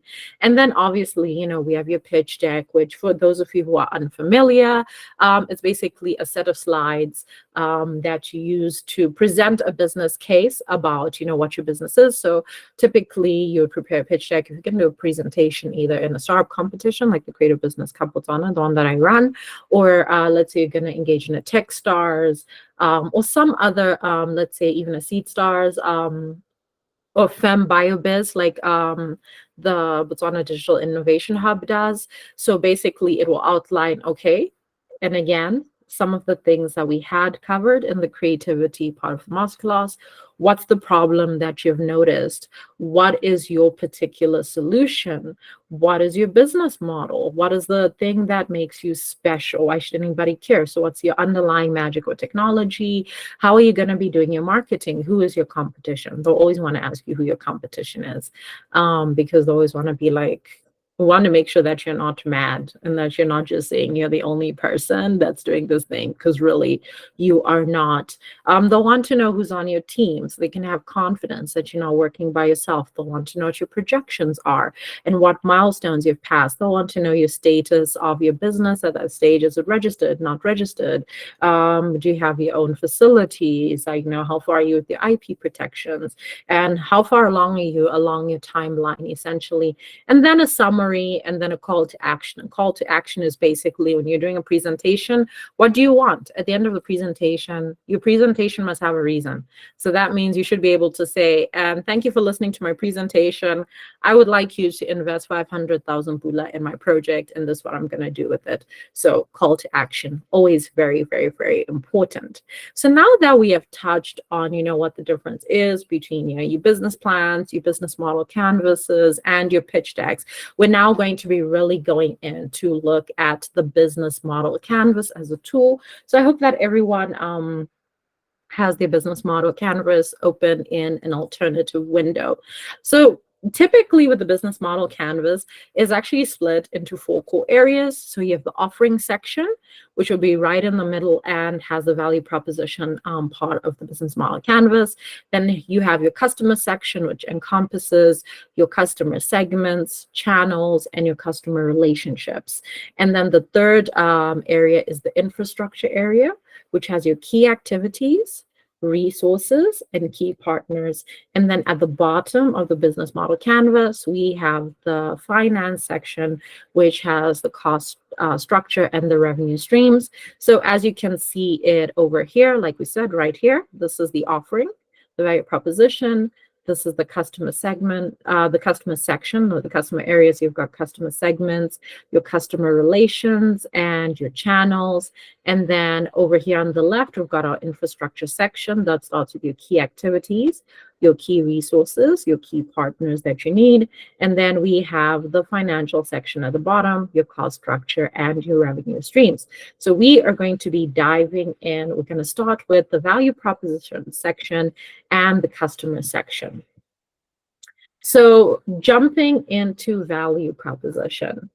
Now, when we think about value proposition, what we are talking about is not what your product is. Because a lot of people be like, what's your value proposition? They're like, I make cupcakes. No, that's your product. It's not your value proposition. Your value proposition is, what do customers get from choosing to buy from me? Because remember, whatever business you're starting, there are other competitors.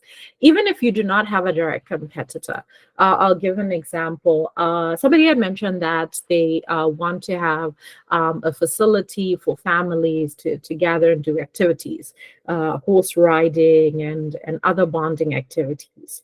Now, the thing is, you might be like, well, in my village, there is, or my city or my town, there's no one else that's doing that. So I don't have any competition. You do have competition.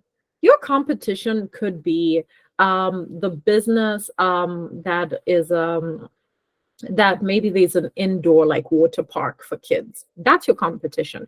You might be like, but Nicolette, they don't offer horse riding. No, but they offer an activity, and that activity is the family type activity, and that can be a substitute for your product or your service. So again, you're asking, why are people choosing to purchase from me? What are they getting by choosing to purchase from me. So what makes you different? What makes you, whatever it is that you're producing, why should they pick you apart from anyone else? Now, the way that value can often be understood is it can either be quantitative or qualitative.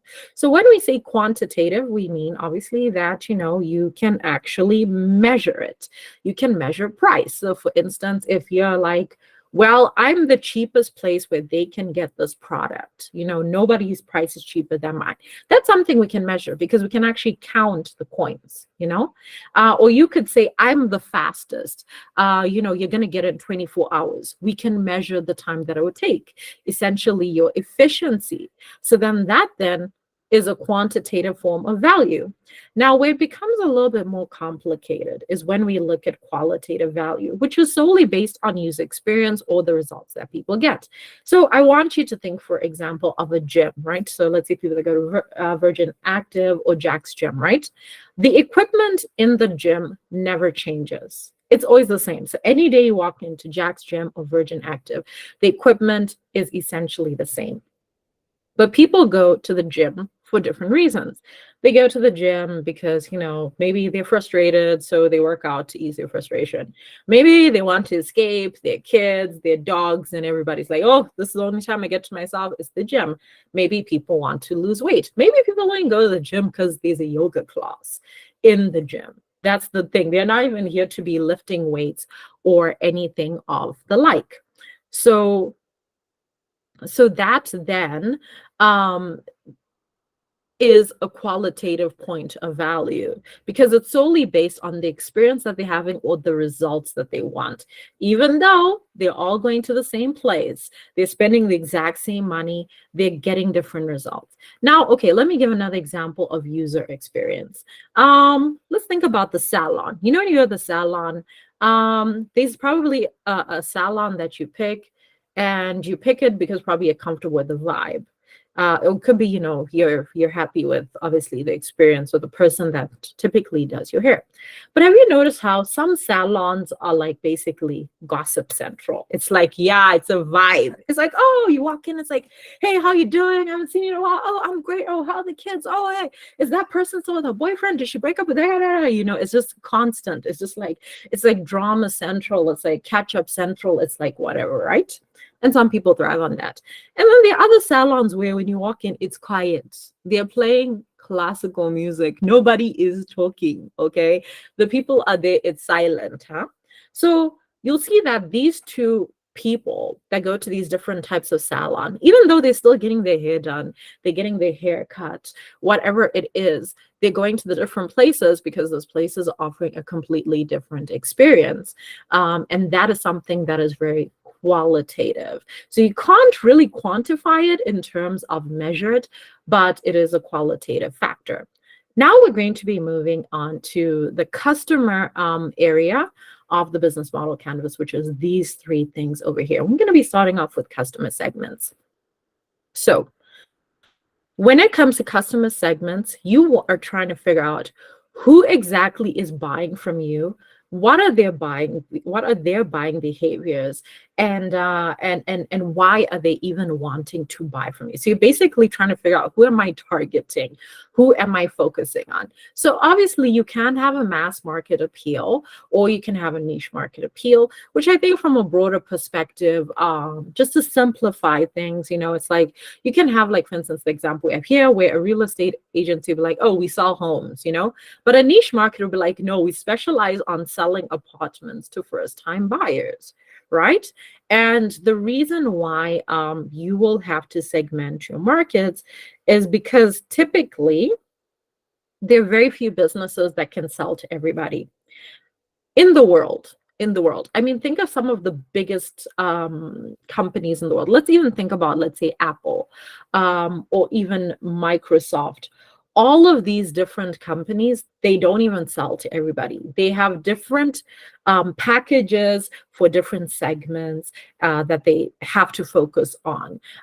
Very few businesses, the only businesses which you can think of that typically sell to everyone, I wouldn't even say that they even all that selling to everybody, or that they're really businesses, is, let's say, telecommunication companies. They are really some of the few who can say, well, we're selling to everyone. But even within that, they have to segment. You know, you'll have your postpaid customers and you'll have your prepaid customers.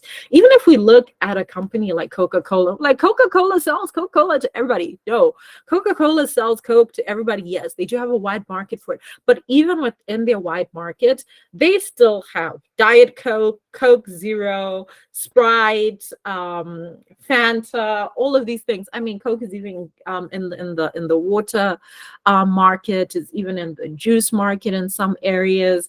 So even they also need to segment. But when you're starting a business as an entrepreneur, here's the God honest truth: you do not have money to sell to everybody, because you likely do not have enough money in your budget to market to everybody.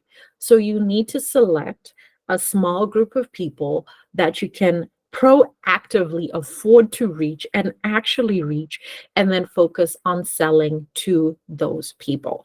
And you're going to look at selling to them by pinpointing their behaviors, their preferences, and their actions. So you need to do a deep dive into, you know, whether you do it on a demographic level. So you're like, okay, how old are they? Are they married or not married? Are they educated? At what level of education? How much money are they earning? What kind of jobs they have? Then you can even go down into behavioral segmentation. So you're saying, okay, you know, what are their hobbies? What are their interests? What are their spending habits? What brands, what other brands do they purchase? To basically really try to figure them out. And then, because as you also do the work of figuring them out, you can also, again, as you look at other competitors that are targeting them, instead of you having to completely come up with your own strategy, you can also say, you know what? Let me observe what a company similar to me is doing, so that, you know, they have the money to do the market research, and then I'll figure out how to align myself with what they are doing. Essentially, I mean, you even get into like psychographic behavior. You know, you're really going in depth into what are their beliefs, what are their morals, what are their ethics, and then how you're going to use that to be able to fully understand them and be able to craft your marketing and just even your product design into making sure that, you know, they will have a higher likelihood of purchasing from you. Now, once you've figured out who your segments are, then you need to start looking at your customer relations. So you're trying to answer the question, how will I interact with customers and keep them engaged, right? Because at the end of the day, you need to get these people to purchase from you. And typically the goal of the customer relations section is to do three things. It's to figure out how to get new customers, how to keep the customers you already have, because it is cheaper to keep a customer you already have than to get a new customer. And the reason we say it's cheaper is because for you to get a new customer, typically you're going to spend a lot on advertising, selling, a lot of money, a lot of attention, a lot of effort. Once you get them, it's easier for you to convince them, since they've already purchased from you, to purchase something else from you. But a lot of times people don't even think of reselling to the customers they already have. They're focusing on trying to get new customers. And then you need to figure out how to earn more revenue from your current customers. So again, get them, keep them, and sell more to them. That's basically what you're trying to do. So it's like figuring out, okay, how will I interact with them? How do I keep them engaged, that they remember that I exist, and, you know, and they keep on purchasing from me. Now, the last part of the customer section is we're looking at channels. So the question you're trying to answer here is, where will customers come in contact with my business and access my products and services? So typically there are two types of channels that you'll have, past whether they're owned by you or owned by a partner. You'll typically have a marketing channel, which is how you will communicate to your customers. And then you'll have a distribution channel, and that is how you will get your products into their hands. But whether you're looking at a marketing channel or whether you're looking at a distribution channel, you will either own that channel. And if you own it, it's something that you control. It's within your ownership. So let's say your store, let's say your website, that's something that you own and control. Or it will be partner owned. So let's say if you distribute on Amazon, or let's say a Take-A-Lot, for example, or let's say that you put your products in someone else's store, that is a partner owned channel, because at any point they can decide, I I don't want to put your products anymore. You need to move. And then it's the end of that. The same thing with your marketing channel. Let's say use Facebook for your group. So Facebook products, you use your Facebook, Instagram, and WhatsApp. If at any point they ban you, it's game over because you've basically lost all of that because they are the ones that actually own and control that marketing channel. So you really need to figure out here when it comes to this part of the business model canvas, like, okay, how am I going to interact with people and how will they get the products into their hands? So considering that, I'm going to put you guys into a 5-minute break room. And in this break room, I'm sure that as we were going through, as I was going through this part of the presentation, that you guys had a few thoughts that you had in mind. So I'd like you guys to get into some break rooms and then just basically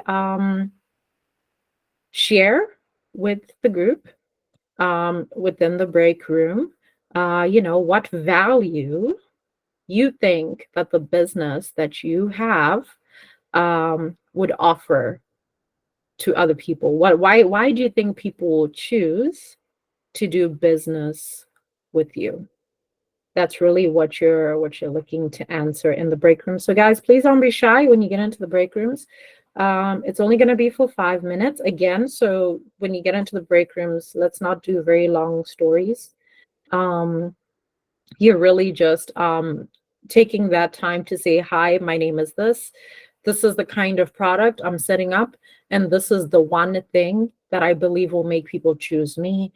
And try to keep it short and sweet. I'm going to try and make sure that we don't have too many people in one break room. So I think I'm going to average it out to about 5 people per break room. So everybody just try and spend about 5 minutes each. I can't get into like the break rooms. I can't jump in and out of them personally. So I'm just going to have to trust you guys to do the right thing in terms of actually interacting in the break rooms yourself. So I'm going to open up the break rooms and it's only going to be open for about 5 minutes. Please don't be shy. Again, like I said, you have to develop that confidence to actually be able to say, this is my idea, this is my name, this is my idea. Okay, wait, I see a question. Let me just look at that before I open the break rooms. What value business provides and who's the value for? Yes. That is the question, essentially. And I will be opening.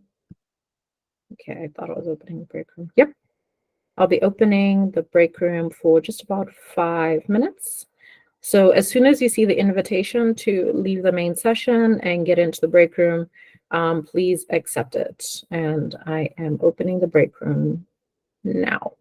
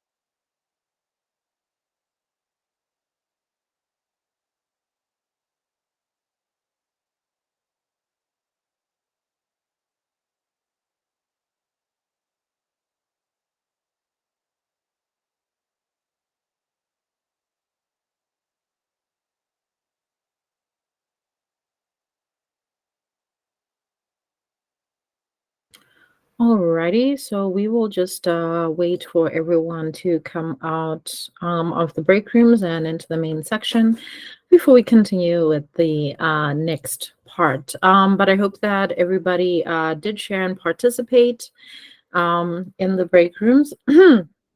I hope some of you weren't just quiet there while other people are talking. Again, I'll always need to reemphasize to you, start building that confidence to talk about what your business does and who you are at a very early stage, and be taking every opportunity to talk about it and interact with other entrepreneurs as well. And you'll understand why when we get to the infrastructure section. So now that we have covered that part, we're going to be looking at key activities.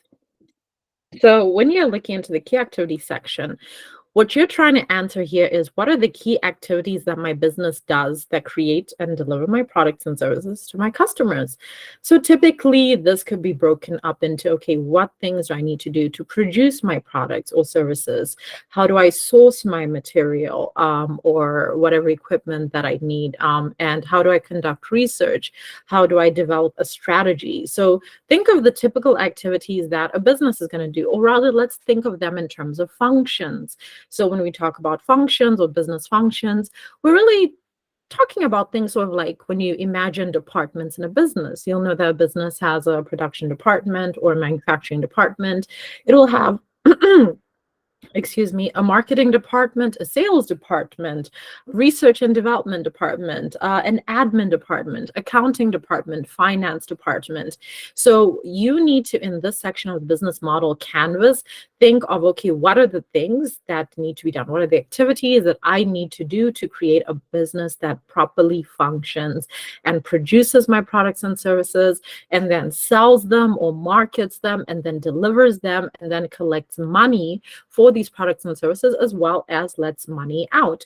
Because once you have figured out what a lot of these key activities are, the things that are going to be keeping you busy within your business, you will then be able to use that as a foundation for figuring out what resources you need.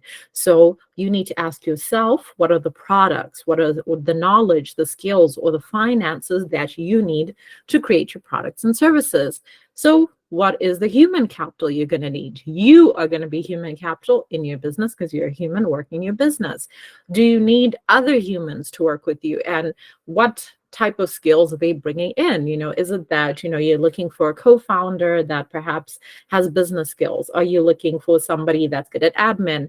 Are you looking for somebody, maybe you just have an idea for the product, but you yourself don't have the skills in manufacturing that thing? So you're looking to get a co-founder that can manufacture, or somebody who can make that thing for you. You don't have to manufacture it or make it yourself, but maybe someone else will make it for you.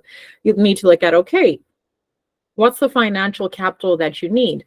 Because in the key activity section, you, let's say, identify that you need to do production. Okay, how much money are you going to need to spend on things like production, on actually making your products and services? How much money are you going to need to run your business, for your rent and all the other expenses that your business is going to need to have? What physical goods do you need? Is like what type of materials, what kind of inventory, what types of resources you need to actually use to produce your products and services. You're going to need to figure out what those key resources are. And do you need intellectual capital? So we're looking at ideas. We're looking at creating your own systems, your own formulas, your own intellectual property. What is that going to look like? So you basically need to sit down and say, okay, the activities that I outlined, what am I going to need to actually get those activities rolling? What people am I going to need? What money am I going to need? What inventory and goods am I going to need? And what knowledge or intellectual capital will I have to actually develop? Now, we're going to be going into key partners. So we've already identified the activities you need to do. You've identified the resources you need to do those activities. Now, when it comes to key partners, what you're asking yourself is, what other businesses do I need to create and deliver my products and services to the world, because you as a business, you cannot do everything. Let's think of somebody who wants to do a bakery business selling cupcakes. You are going to need partners that will provide some of, the inventory that you're going to need for your supply. So let's say you're going to need a business who's going to supply you with sugar, with the maybe the bakery equipment. Let's say, for instance, the cupcake liners. You're going to need a business that, supplies you with maybe the icing, because you don't have time to make the icing on your own. Maybe it's a specialized type of icing. And if someone else makes it for you, it saves you time. And then that actually ends up making things cheaper for you.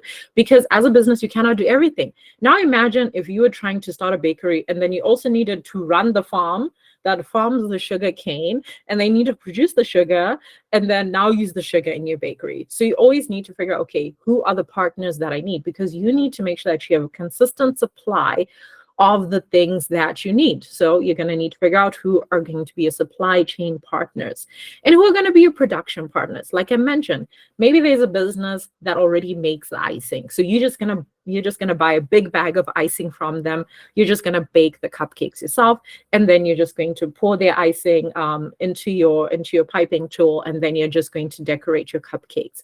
So if there are other people who can help you produce, that's great. Or maybe you're just a reseller. So maybe you're just going to go to somebody, for example, let's say a Corey Croft, or let's say a Fern Mart. They don't make furniture. They find people that make furniture, and their job is to sell the furniture. So who are your production partners who are crucial to the creation of your products and services? And again, who are your distribution partners? So if you don't have your own distribution channel, like maybe you do not have a website of your own, then you can find a Take-A-Lot. That's a distribution partner. So they will basically manage that aspect of distribution for you. Maybe you can have a marketing partner. Maybe you don't have the time to be posting on social media and replying to comments and all of that. Maybe you'll find a partner who can handle some of that for you. And then that basically offloads it for you. And then, you can focus on the things that you're good at. So basically, the partners that you put in this section are partners that should make running your business easier, not more difficult.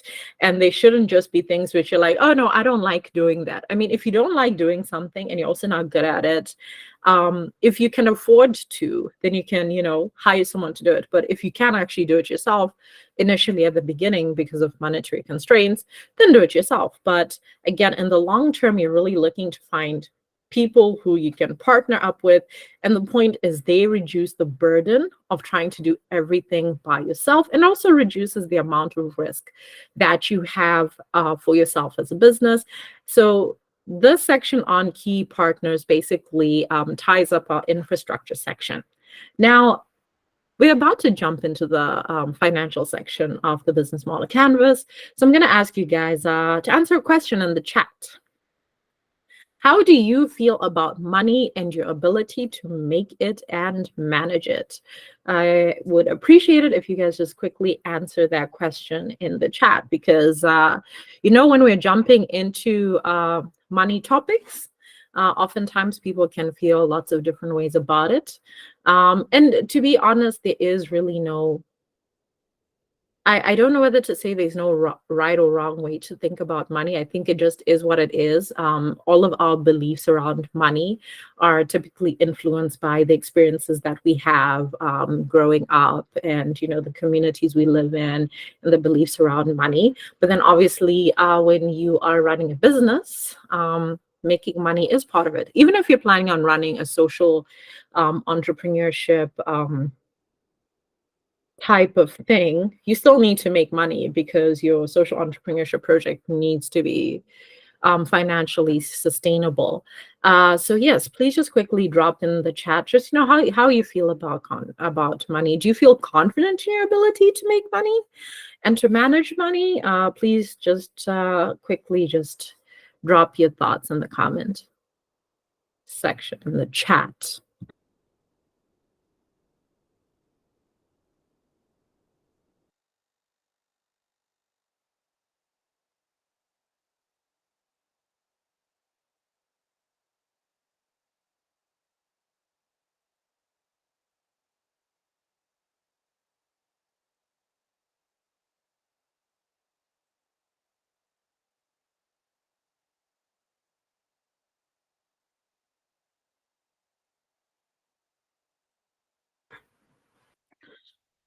Okay, I hope everyone's typing because y'all are very quiet in the chat. Don't be shy.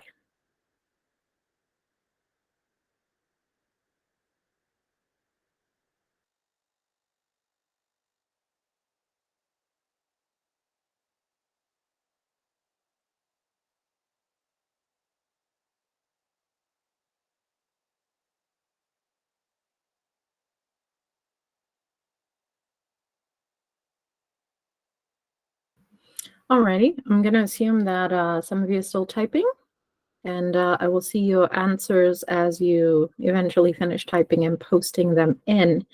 So, as we had touched on previously, in terms of the different sections of the business model canvas, we have the financial section right here at the bottom. We've covered the offering, the customer section, the infrastructure section, and now we're dropping into the financial section of the business model canvas. And we are going to be starting with cost structure.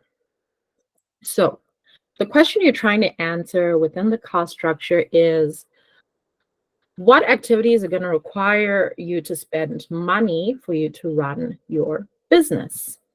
So basically, we already have a list of activities, and we made a list of the resources that we need, and we made a list of the partners that we need. So now we need to figure out what is it going to cost. Okay, Lissawa, I see you had posted your comment around your thoughts on money. You're saying, I used to think making money is rocket science, but I came to the realization that making money is directly proportional to how you think about it. True. If you think you can make it, you'll make it big for sure.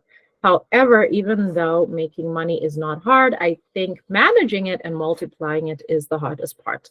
That is 100% correct.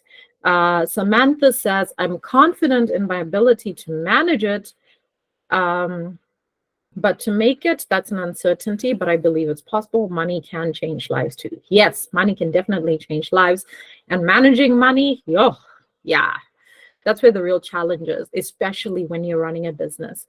And one of the pitfalls, particularly in this area that I find with entrepreneurs within the cost structure, is people do not make an exhaustive list of everything they're going to need to spend on their projects. Remember that when you're doing this business model canvas, a lot of people are doing it at the beginning when they just have an idea. So they're trying to figure out, is this the business that I need to start? And a huge part of whether you are actually going to do it or not is by looking at the financial section. Now, a lot of entrepreneurs start businesses because they think, hey, okay, I think this is what I need to start my business. And then they find out, oh, I forgot to add the cost of this. Oh, I forgot to add the cost of this. There's so many costs that, end up sneaking up on you. So it's very, very important that when you're looking at this cost structure, that you really try to do an exhaustive list of every single way that money can leave your business. So typically these costs will be split into fixed costs or variable costs. So fixed costs are costs that don't change. Every single month, that cost stays the same. So it could be a rent, your cost of your internet, every single month you're going to pay the exact same amount. Your variable costs will be things that can change dependent on you. So things like, let's say, your water bill, your electricity bill. Maybe there's a particular month when you get a really big order. So then you're really doing a lot of production. So you use more electricity than you would on months when things are slower. So variable costs are the ones that can change from month to month. Again, let's say, for instance, the example here, we're looking at design fees. So maybe there is, at the beginning of the year, you pay a graphic designer to design all the graphics for the entire year. That means that, in February, you've already made this big payment in January. In February, maybe you're just paying somebody to make like a Valentine's Day like post for your social media, whatever. But again, you need to make a really, really exhaustive list of this. I think after the Q&A section or just before that, I'll find the other resource that I have, which is like it's like basically a checklist of a whole bunch of costs that perhaps some of them you wouldn't have thought of. It's what I use for other clients that work with me in my fuller program. So you need to know what it's going to cost. You need to know how much everything is going to cost, and you need to be realistic. Even if, let's say, right now you say, well, I'm working from my house. So I'm not paying rent. So then when you're calculating how much profit you actually need to make as a person, as a business, you might think, oh no, it's fine. I'll just sell my cupcakes for 3 pula. And then now the issue is, yes, technically your cost will allow you to make a profit at 3 pula, but as your business grows, you're going to need to move out of your house, because now your business is big enough. Now your orders, they can't be made in your kitchen anymore. Now you're going to start paying rent somewhere. Now when you start paying rent, because you didn't make an allowance for a larger rent payment when you originally did your cost structure. Now you're paying rent. Now you're like, oh no, I need to raise my prices. Now your customers who've been used to the 3 pula cupcakes are now like, yeah. What's this 10 pula cupcake? Yeah, we're not doing it. And you were like, no, I'm not renting out. They were like, we don't care. That's not our problem. You can't shock us from 3 pula to 10. So it's important that you even think ahead. So if you're working from your house, you should charge your business rent from working in your house. It may not be the same rent as like what you'd be paying in a commercial property, but there should be a certain amount that caters to that, so that as your business grows, you'll be able to realistically prepare for those costs that actually come with growing as well. Okay, Rufila is also, wait, okay. Well, I jumped to Rufila. Actually, Grace posted first in the chat. Money, especially when it comes to managing and keeping it, used to make me very anxious, as I used to be, and I'm still struggling with being an impulsive spender. This anxiety is also translated into how I manage my business finances.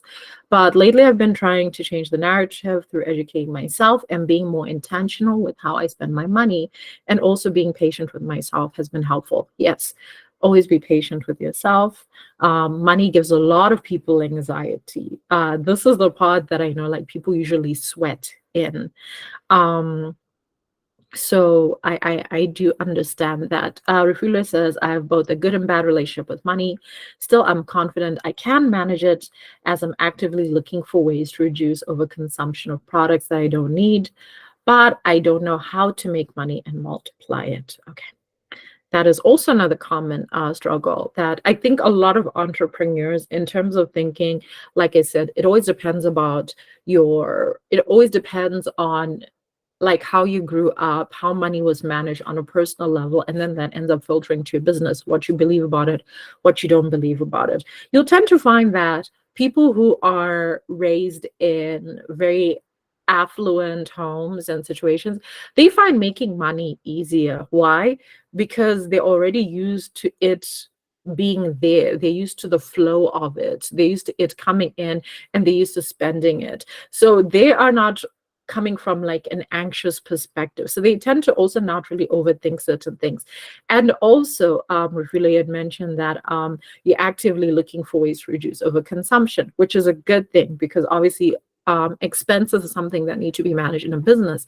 At the same time, sometimes when as a business person, you're not actually used to in your personal life, you're used to always making sure that you don't spend too much money, and you're responsible with your money. You're very strict with yourself on expenditure.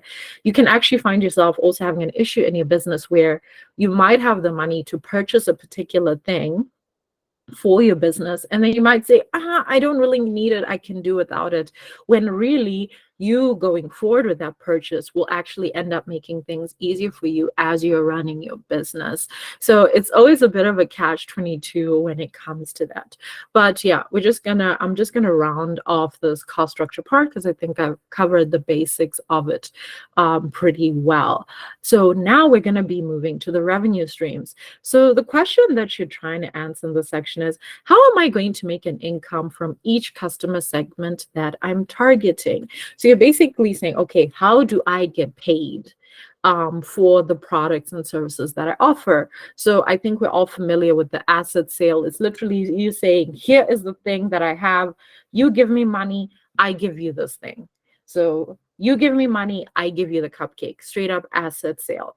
Maybe you could have a business where you charge a usage fee, where you have an asset that you're not going to sell somebody or give it to them like, for good or whatever, but you're like, okay, you can pay me a small amount and then you can use it. Just make sure that you return it to me in the best condition. Subscription fees, we all use Netflix. I think we have a pretty good understanding of, paying a monthly fee to access certain services or products. Even physical goods, you can have a subscription service for physical goods. Let me give an example of somebody had mentioned they want to do a cosmetics business. Some cosmetics companies offer subscription packages where you pay a set amount every month, and then every month they send you a box of goodies of luxury products, cosmetic goodies, whatever. You don't always know what you're going to get, but you know that what you're getting is worth the value of your subscription that you are actually paying. Commission fees, so it could be you being a go-between between another business and their customer. You find the customers. Again, there are plenty of businesses that actually do that. You can think of real estate. They get commission fees. They're not the ones that own the property. Someone else owns the property, but they do the legwork of selling, and then they get their commission.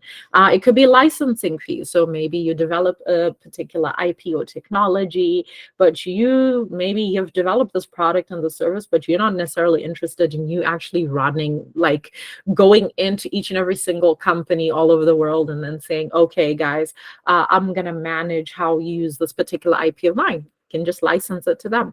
Same way that, we all have to license Microsoft Office to be able to use the Word and the Excel and all of those things.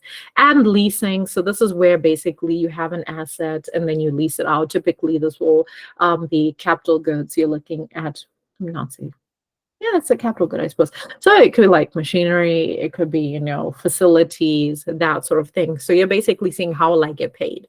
You look at the product that you're offering and saying, how will I get paid for giving this thing, for allowing people to access this particular thing that I have? Do they have to pay me once? Or can I reduce the price and then they still pay me every single month, but then they still get something out of it? So these are some of the things that you need to be considering when you are essentially putting together your business model canvas. So again, the business model canvas basically has these 9 areas. We have covered each and every single one of these areas. So on the screen, you are going to see a sample of the Netflix business model canvas. As you can see, their value proposition is that obviously they've got a large content library. Until recently, they had no ads. Now they're like, no, we're going to give you ads. Give us more money if you don't want to see the ads. Obviously on demand, so you didn't have to really wait because the content's already there. What you wanted to see was already there. All the seasons of the series, maybe you were lost watching it on DSTV or something. Now it's on Netflix and you don't have to wait for the next seasons, whatever, wait for DSTV to catch up. It's already there. The ability to binge watch, the simple pricing, the high-speed connection, which they actually negotiate with internet service providers. Freemium up to an extent. So when we talk about freemium, we basically mean that it is free up to a point. So freemium could kind of be like the way that you as a user are not necessarily, okay, let's think of Facebook. Facebook has a freemium model where you as a user use Facebook for free. You don't give Facebook money, right? You're a user of Facebook, but someone is going to pay Facebook to put ads in front of you, even though you're not paying for Facebook. So Facebook has a customer, which is obviously people that want to sell or to advertise, and they've got an end user who is you essentially. And then obviously Netflix does have options for personalization and localization. They will push content towards you depending on your location. So in terms of their segments, they created they did micro segmentation of 2,000 different taste clusters of viewing types, and then they basically also segmented their users based on technology, on viewing behaviors and browsing behaviors, and then on a macro level they segment the users on on geographic and demographic levels. Geographic being where are you actually located. So in terms of the customer relations, they interact with users through their app. There is user support. They're very active on social media, But otherwise, they leave you to yourself and to your own devices, and you can basically do what you want. But there is also a recommendation system which allows you to engage with the platform. And then in terms of channels, the distribution channels they have, so obviously you can watch Netflix on a desktop, on your laptop, on your mobile. But the marketing channels, they do have social media channels. They do advertise on other media outlets, and they also participate in film festivals. Now, in terms of key activities that Netflix engages in, obviously tech and development, content licensing and acquisition for all the shows, content creation because they make their own shows, marketing, and obviously engaging in analytics so they understand, what their market actually wants. In terms of key resources, their brand is a key resource. That's a form of intellectual property. The app and website is part of their infrastructure, obviously. The content, again, that's also IP, their algorithms and data, that is also intellectual property. And then you've got regular things like their staff, their actors, their filmmakers, and any prizes that they offer. So Netflix's key partners, obviously content creators, internet service providers, Amazon Web Services, which does their hosting, the filmmakers and individuals that actually create their content, cinemas and theaters, because they do also put some of their movies in certain locations and theaters for a limited time, prizes at film festivals, influencers who they get to talk about, whatever it is they're releasing, the intellectual property holders, regulators as well, that make sure that they're not doing anything that's anti-competition, and their own investors. And so the things that Netflix spends money on is marketing, it's technology, and obviously admin costs. And then they also have other costs of revenue. So cost of revenue is the cost of actually making money. So things like payment processing fees, customer service costs, streaming delivery costs, operations costs around their content as well. And then for their revenues, their main revenue model is subscription based on streaming internationally, streaming in the US. Sometimes they do DVDs in other areas, and potential future revenue streams is things like maybe one day the shows that they have, they might license them to other people that have other channels or other streaming services. For instance, I'll give an example that yeah, sometimes you do see some crossovers with some shows that are sold from one streaming service, and then another streaming service essentially picks it up. So yeah, so that is basically the business model canvas in a nutshell. And as you can see, all of these things, looking at the Netflix example, can essentially fit on one page. So of course, you can use the business model canvas when you're just starting off with an idea. If you've already started your business, you can still use the business model canvas. Because I sometimes have clients who are like, Nicolette, I've already started my business, but it's not working out. I don't know what happened. And I'm always like, okay, let's take it back to the business model canvas and use it to figure out where things exactly have been going wrong. So guys, we have basically reached the end. Now this is the Q&A section where you can ask questions. Now I do see you put a comment in the chat. Can we talk about where our feelings about money really come from and what shapes them in the first place?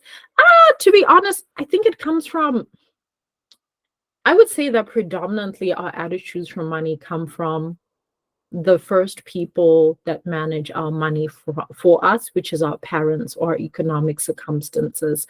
So typically, if you grew up in circumstances where money is short, you might always, perhaps growing up, have heard, oh, there's no money for that, or I don't have money for that, or there's no money, or like you ask for something, or maybe you don't even ask for something, but you hear parents say, ish, there's no money. So then you begin to associate not having money as like a state of being that, there won't always be money. Money is scarce. Once you get it, you need to hold on to it, which is obviously counterintuitive to the reality on the ground, being that you need to spend money to live on this earth. You're on this planet, congratulations. You're going to spend money because you need money for electricity, you need money for water, you need money for housing, you need money for the clothes on your back, you need money for food. it's so crazy. You actually need to pay money for water, even water. Yes, So depending on your experiences, your very formative experiences, and what people said to you about money, and even how people gave you money or you got money. If you really had to struggle to get money, it's sort of like if maybe your parents would be like, okay, for you to get money, you have an allowance. But if you want extra, you're gonna need to do chores. Then you'll grow up believing that you need to work for money. The other people who grew up knowing that if they just go to their parents and say, Mommy, I want to buy this, can I have money? Their mom will be like, okay, here's the thing.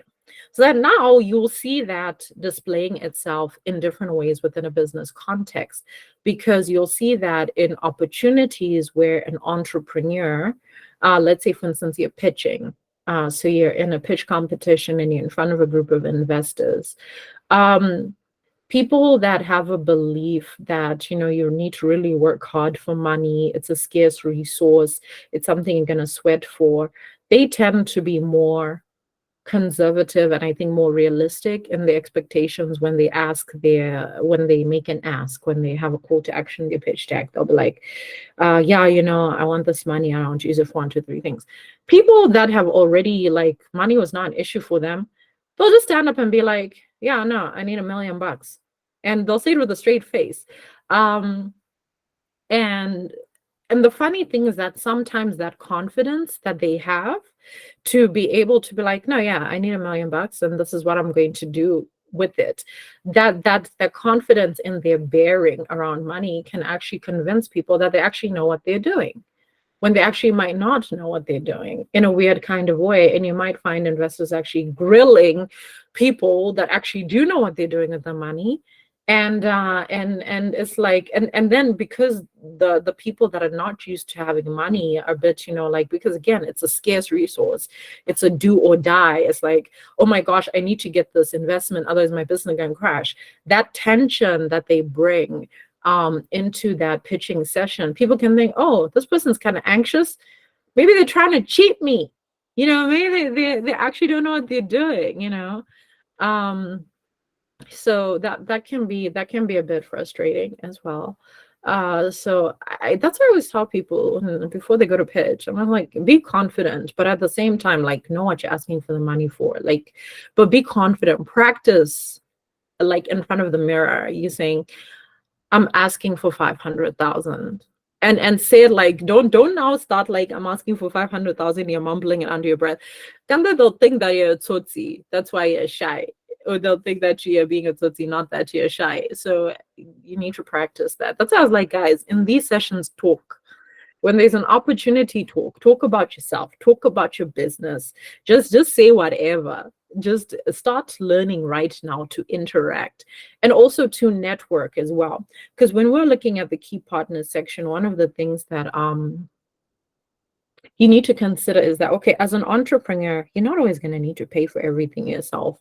You can actually get something for free in terms of resources that you need. But part of that's going to include networking. So if you're not able to stand up and say, hi, my name is this, I want to start this particular business, like in a session like this. The other entrepreneurs here, they could have been like, oh, are you looking for marketing? Maybe we can switch services. But because like you're quiet and you don't talk, given an opportunity, you'll end up not meeting people that you can network from or learn from or engage with or exchange services with, so that's very important. Rafila is asking, what books or other forms of content would you suggest future business owners read to educate themselves and familiarize themselves with the business world? There's so many business books out there. I wouldn't per se recommend books, but I would say look for a few courses to do, especially just to update you on like business know-how, especially like courses on Coursera, because there are quite a few courses that you can at least audit. Maybe fine, you're not yet at the level of paying for them, but you can at least just do them for free. You won't get the assignments, but at least you'll collect that knowledge. Because when it comes to business books, because of the kind of like reading material that I kind of lean to, my business books won't be properly like, oh, this is how I like to run a business, whatever. It'll be like on particular topics. But I would say books that I've really enjoyed I enjoyed Contagious by Jonah Berger. It was about like how to craft material that's viral. I also enjoyed Story Brand by, I think it's Robert Miller. And that basically talks about how to craft your communications into a story that people can understand. So whether it's you're working on a presentation, whether you're working on writing an article, whatever the case is, whatever it is, like just how to structure that. I also liked Tribes by Seth Godin. Tribes is really about how, as human beings, because he's like a marketing genius. And when I say marketing genius, he's like that person who's like really studying like humans and the brains, and he's got a very unique outlook. And in Tribes, he basically talks about how human beings group themselves together and how you can build communities around your products or services. And that's very important because that creates an attachment that people then have to your products and services. I'm trying to think of what other business per se books. I can't think of anything else right now off the top of my head. Because I also read a lot of textbooks in general, like business wise. So yeah. Does anyone else have any other questions before I close the session?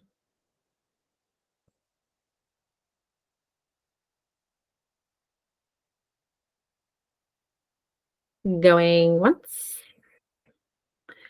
going twice. Okay, I'm interested. Gabriel says, I'm interested in eco technologies and energy, but it's not in my line of work, or should I say career.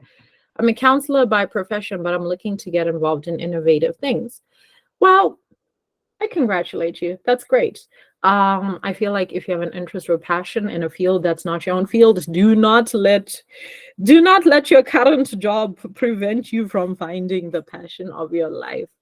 I would say start looking into it, start reading into it, and kind of see what's out there in terms of, again, courses. There are quite a few courses on Coursera just around, I'll give an example of green technology. And those are things that you can kind of do to cover those courses. Obviously, it won't be the same as actually doing a full degree in those topics, but it can start, it can get you along the path of actually becoming more familiar with the industry and the ideas. And I'd say also look at newsletters as well. Look for some, can Google what newsletters are available in that space. Sign up for, I think, like, for instance, the Trend Watches newsletter. That's one of the ones that I follow. It does include obviously various topics, just like on what's trending on the planet in terms of, research or whatever, but sometimes you will come upon some stuff. And also like look at hubs for like papers like that are being written by, let's say, people that are doing their PhDs, and look some of that stuff up and just start reading about it. And also start figuring out how you can kind of enter into that space, maybe not directly as somebody that's building in that space, but you can perhaps start a career light. I'll give an example. I often tell people studying project management, and it's something that you can get a qualification with without going to university for, or at least you can start building a qualification for it without going to university to do it. And then that gets you in a lot of doors, because if you as a counselor was to like start working on a project management certification, you could start off by then, once you get that certification, volunteering in companies that are perhaps startups, that are perhaps in the field that you're interested in eco technologies, and that would be your way in to learning more and actually being on one of these teams, and then maybe one day actually perhaps creating your own product in that area. So I hope that answered your question. Does anybody else have a question while I'm still here? Listen, will tell you how hard it is to actually get a hold of me. Lol. Listen, you have your hand up just as I was mentioning you. All right. Thank you so much, Nicolette, for this amazing masterclass.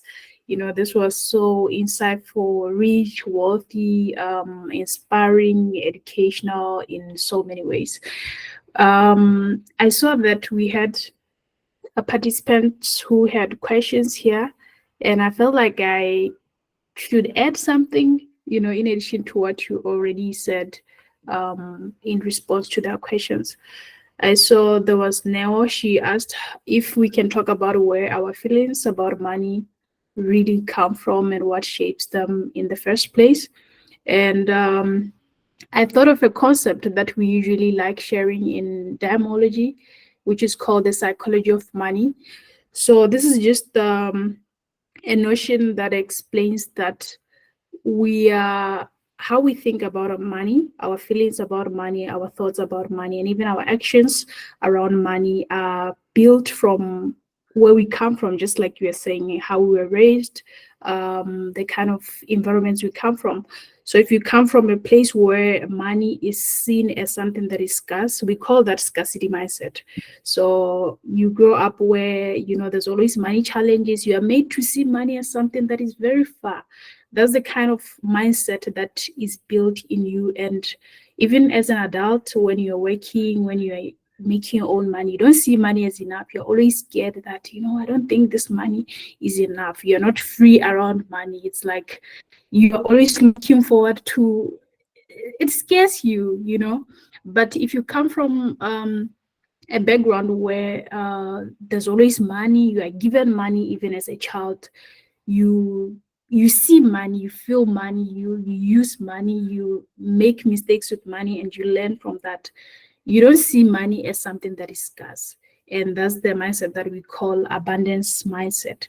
So it's not like when you have that mindset or that psychology around money, you cannot break it. You can break it through knowledge, through learning about it, because the biggest liberation that you can have is by filling yourself with knowledge. That's how you get delivered from maybe the mindset of scarcity. Yeah. So I just had to cover that one for now. And then Refilo asked what books or other forms of content can she check out to educate herself. I think there's a lot of people on YouTube who really, I can recommend a few.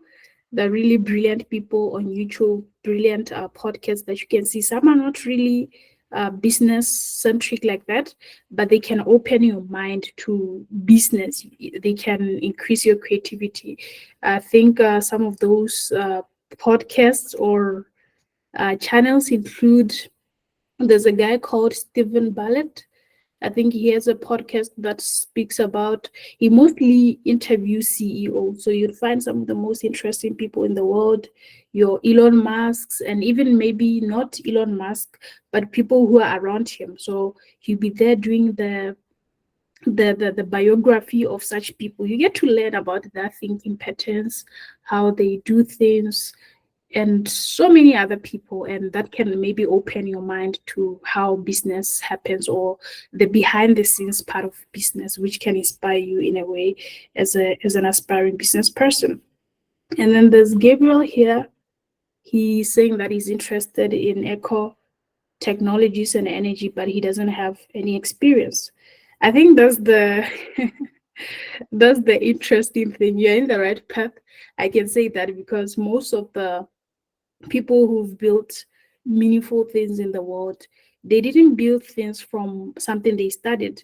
Even the gentleman who made iPhones, he wasn't an engineer. He was just an artist who could make graphics, who could make beautiful letters.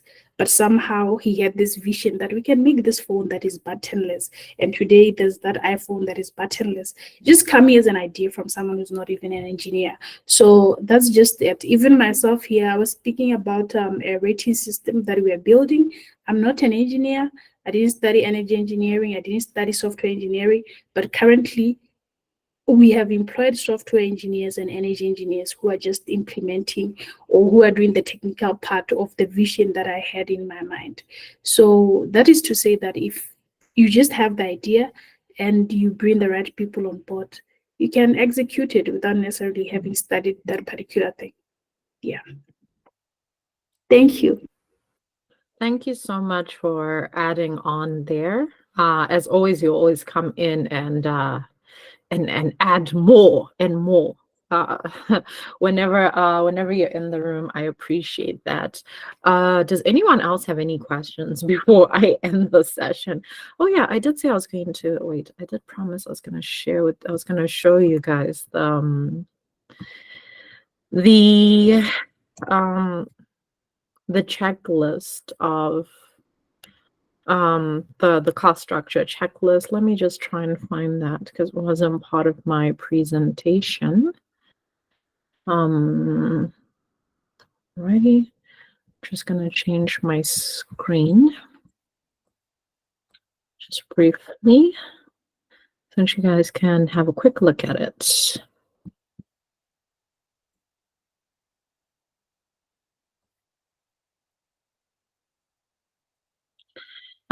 Yeah, so this is the checklist that I was talking about in terms of that you really have to think like long and hard and try to think of almost every single thing that you might end up spending money on, because we always underestimate our costs, and this ends up leading to a bit of chaos when we're running our businesses. Because for instance, like you look at the financial cost section, like the way that banking costs hit you, but you never expect them to hit you because you're like, yay, I made money. The client put money into my account. And then the bank is like, yeah, I'm charging you 100 pula for that transaction. And you're like, why? So that's something that you also do have to consider as well. Alrighty, Grace, you have your hand up. Would you like to unmute yourself and ask your question? I wanted to ask a question as to like if you want to start a business model, but the products that you need to source to make your end product are currently not in Botswana, but you need to get them like in overseas.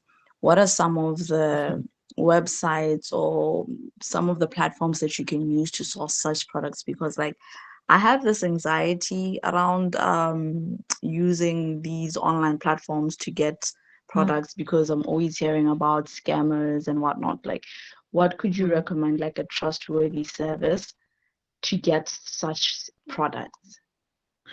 Or how can you like go about it in a safe way?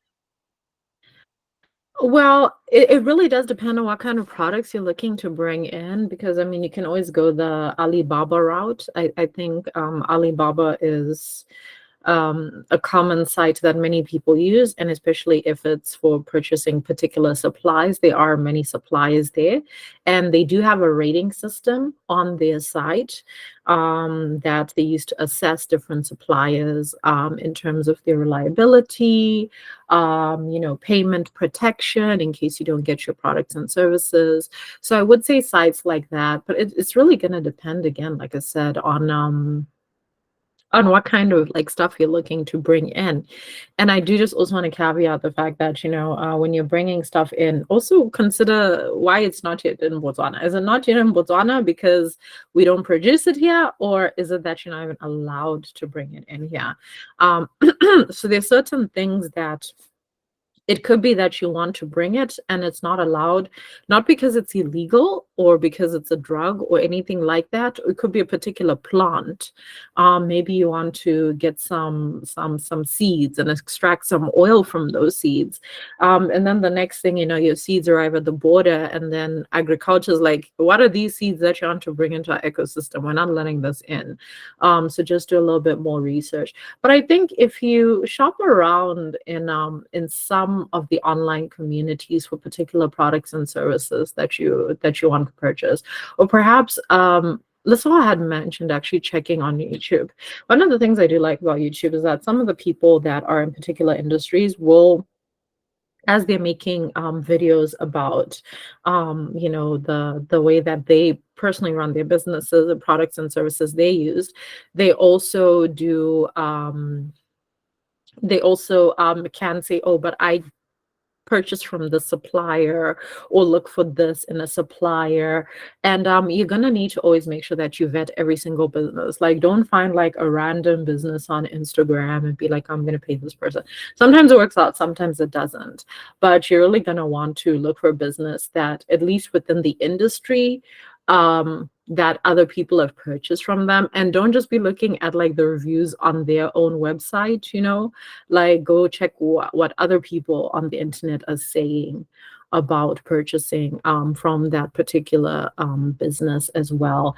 And even you can even tell things like even just like how they're accepting payments. If they're accepting payments on PayPal, you'd be like, international business, we're doing this. Like, okay, it's like how much it is as well and the size of the business. I think you're just gonna have to do extensive due diligence. There is no really easy answer. Gabriel says, I've always heard people say that for you to start a business needs for you to have finances, but from my knowledge, that's not always the case. One can be creative with the environment and see what society lacks and provide that certain service or product, which is an arm's reach to the people. That's the concept of how to get money. It's not hard to become wealthy.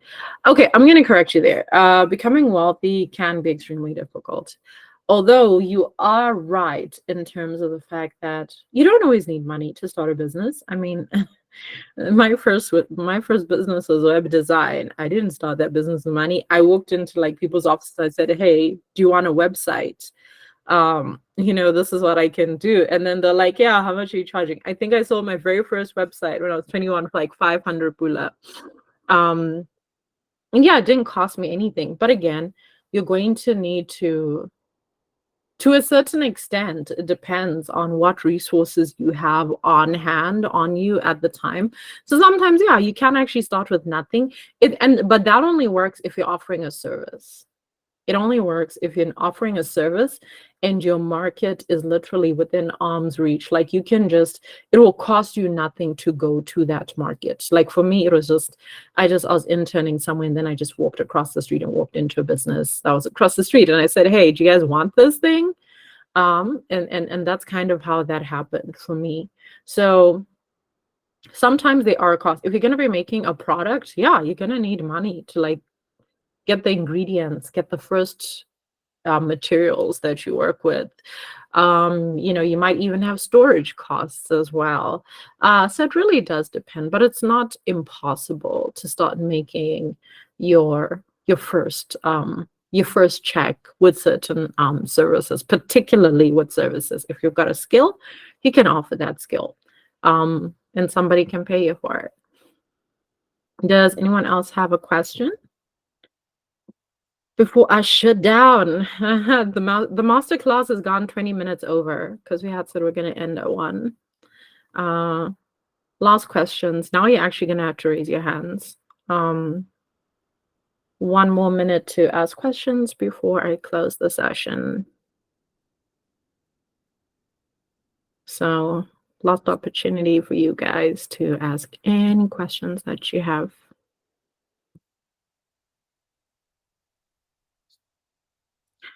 Going once. Going twice. Going thrice. Alrighty, awesome. Thank you everybody for attending this masterclass. Everyone should have downloaded the editable business Canvas model that came with the event invitation. If you're joining the session, then I know it's because you got the invite email sent to you directly. So within that email, you can download it. So you can actually either print it out. That the business model Canvas template that I sent is actually A2 size. So if you want to print it out as an A2 and work on it, like if you prefer to write on a big sheet, that's fine. You can obviously also print out as an A3. Don't print out as an A4. It won't be enough space. Or you can fill it in digitally. For those of you who, let's say, don't pay for Adobe services, you can actually fill it in using Chrome, your Chrome browser. Just make sure that you save, because if you close that thing without saving, you are going to cry because that can save your work. You have to be continuously saving. And again, make sure that when you use it, save as, they can save it as a different name so that you can keep on reusing the worksheet and print it out maybe for other exercises and keep using it in the future. But otherwise, I hope everybody has a good long weekend. For those of you who are here, your long weekend's only starting now. Yeah, and feel free to reach out to me and connect with me on LinkedIn. That's usually the best place for people to communicate with me. But otherwise, go forth and have a restful and drama-free long weekend, everyone. Bye. Bye. Thank you so much. Thank you. Bye. God bless you. Bye.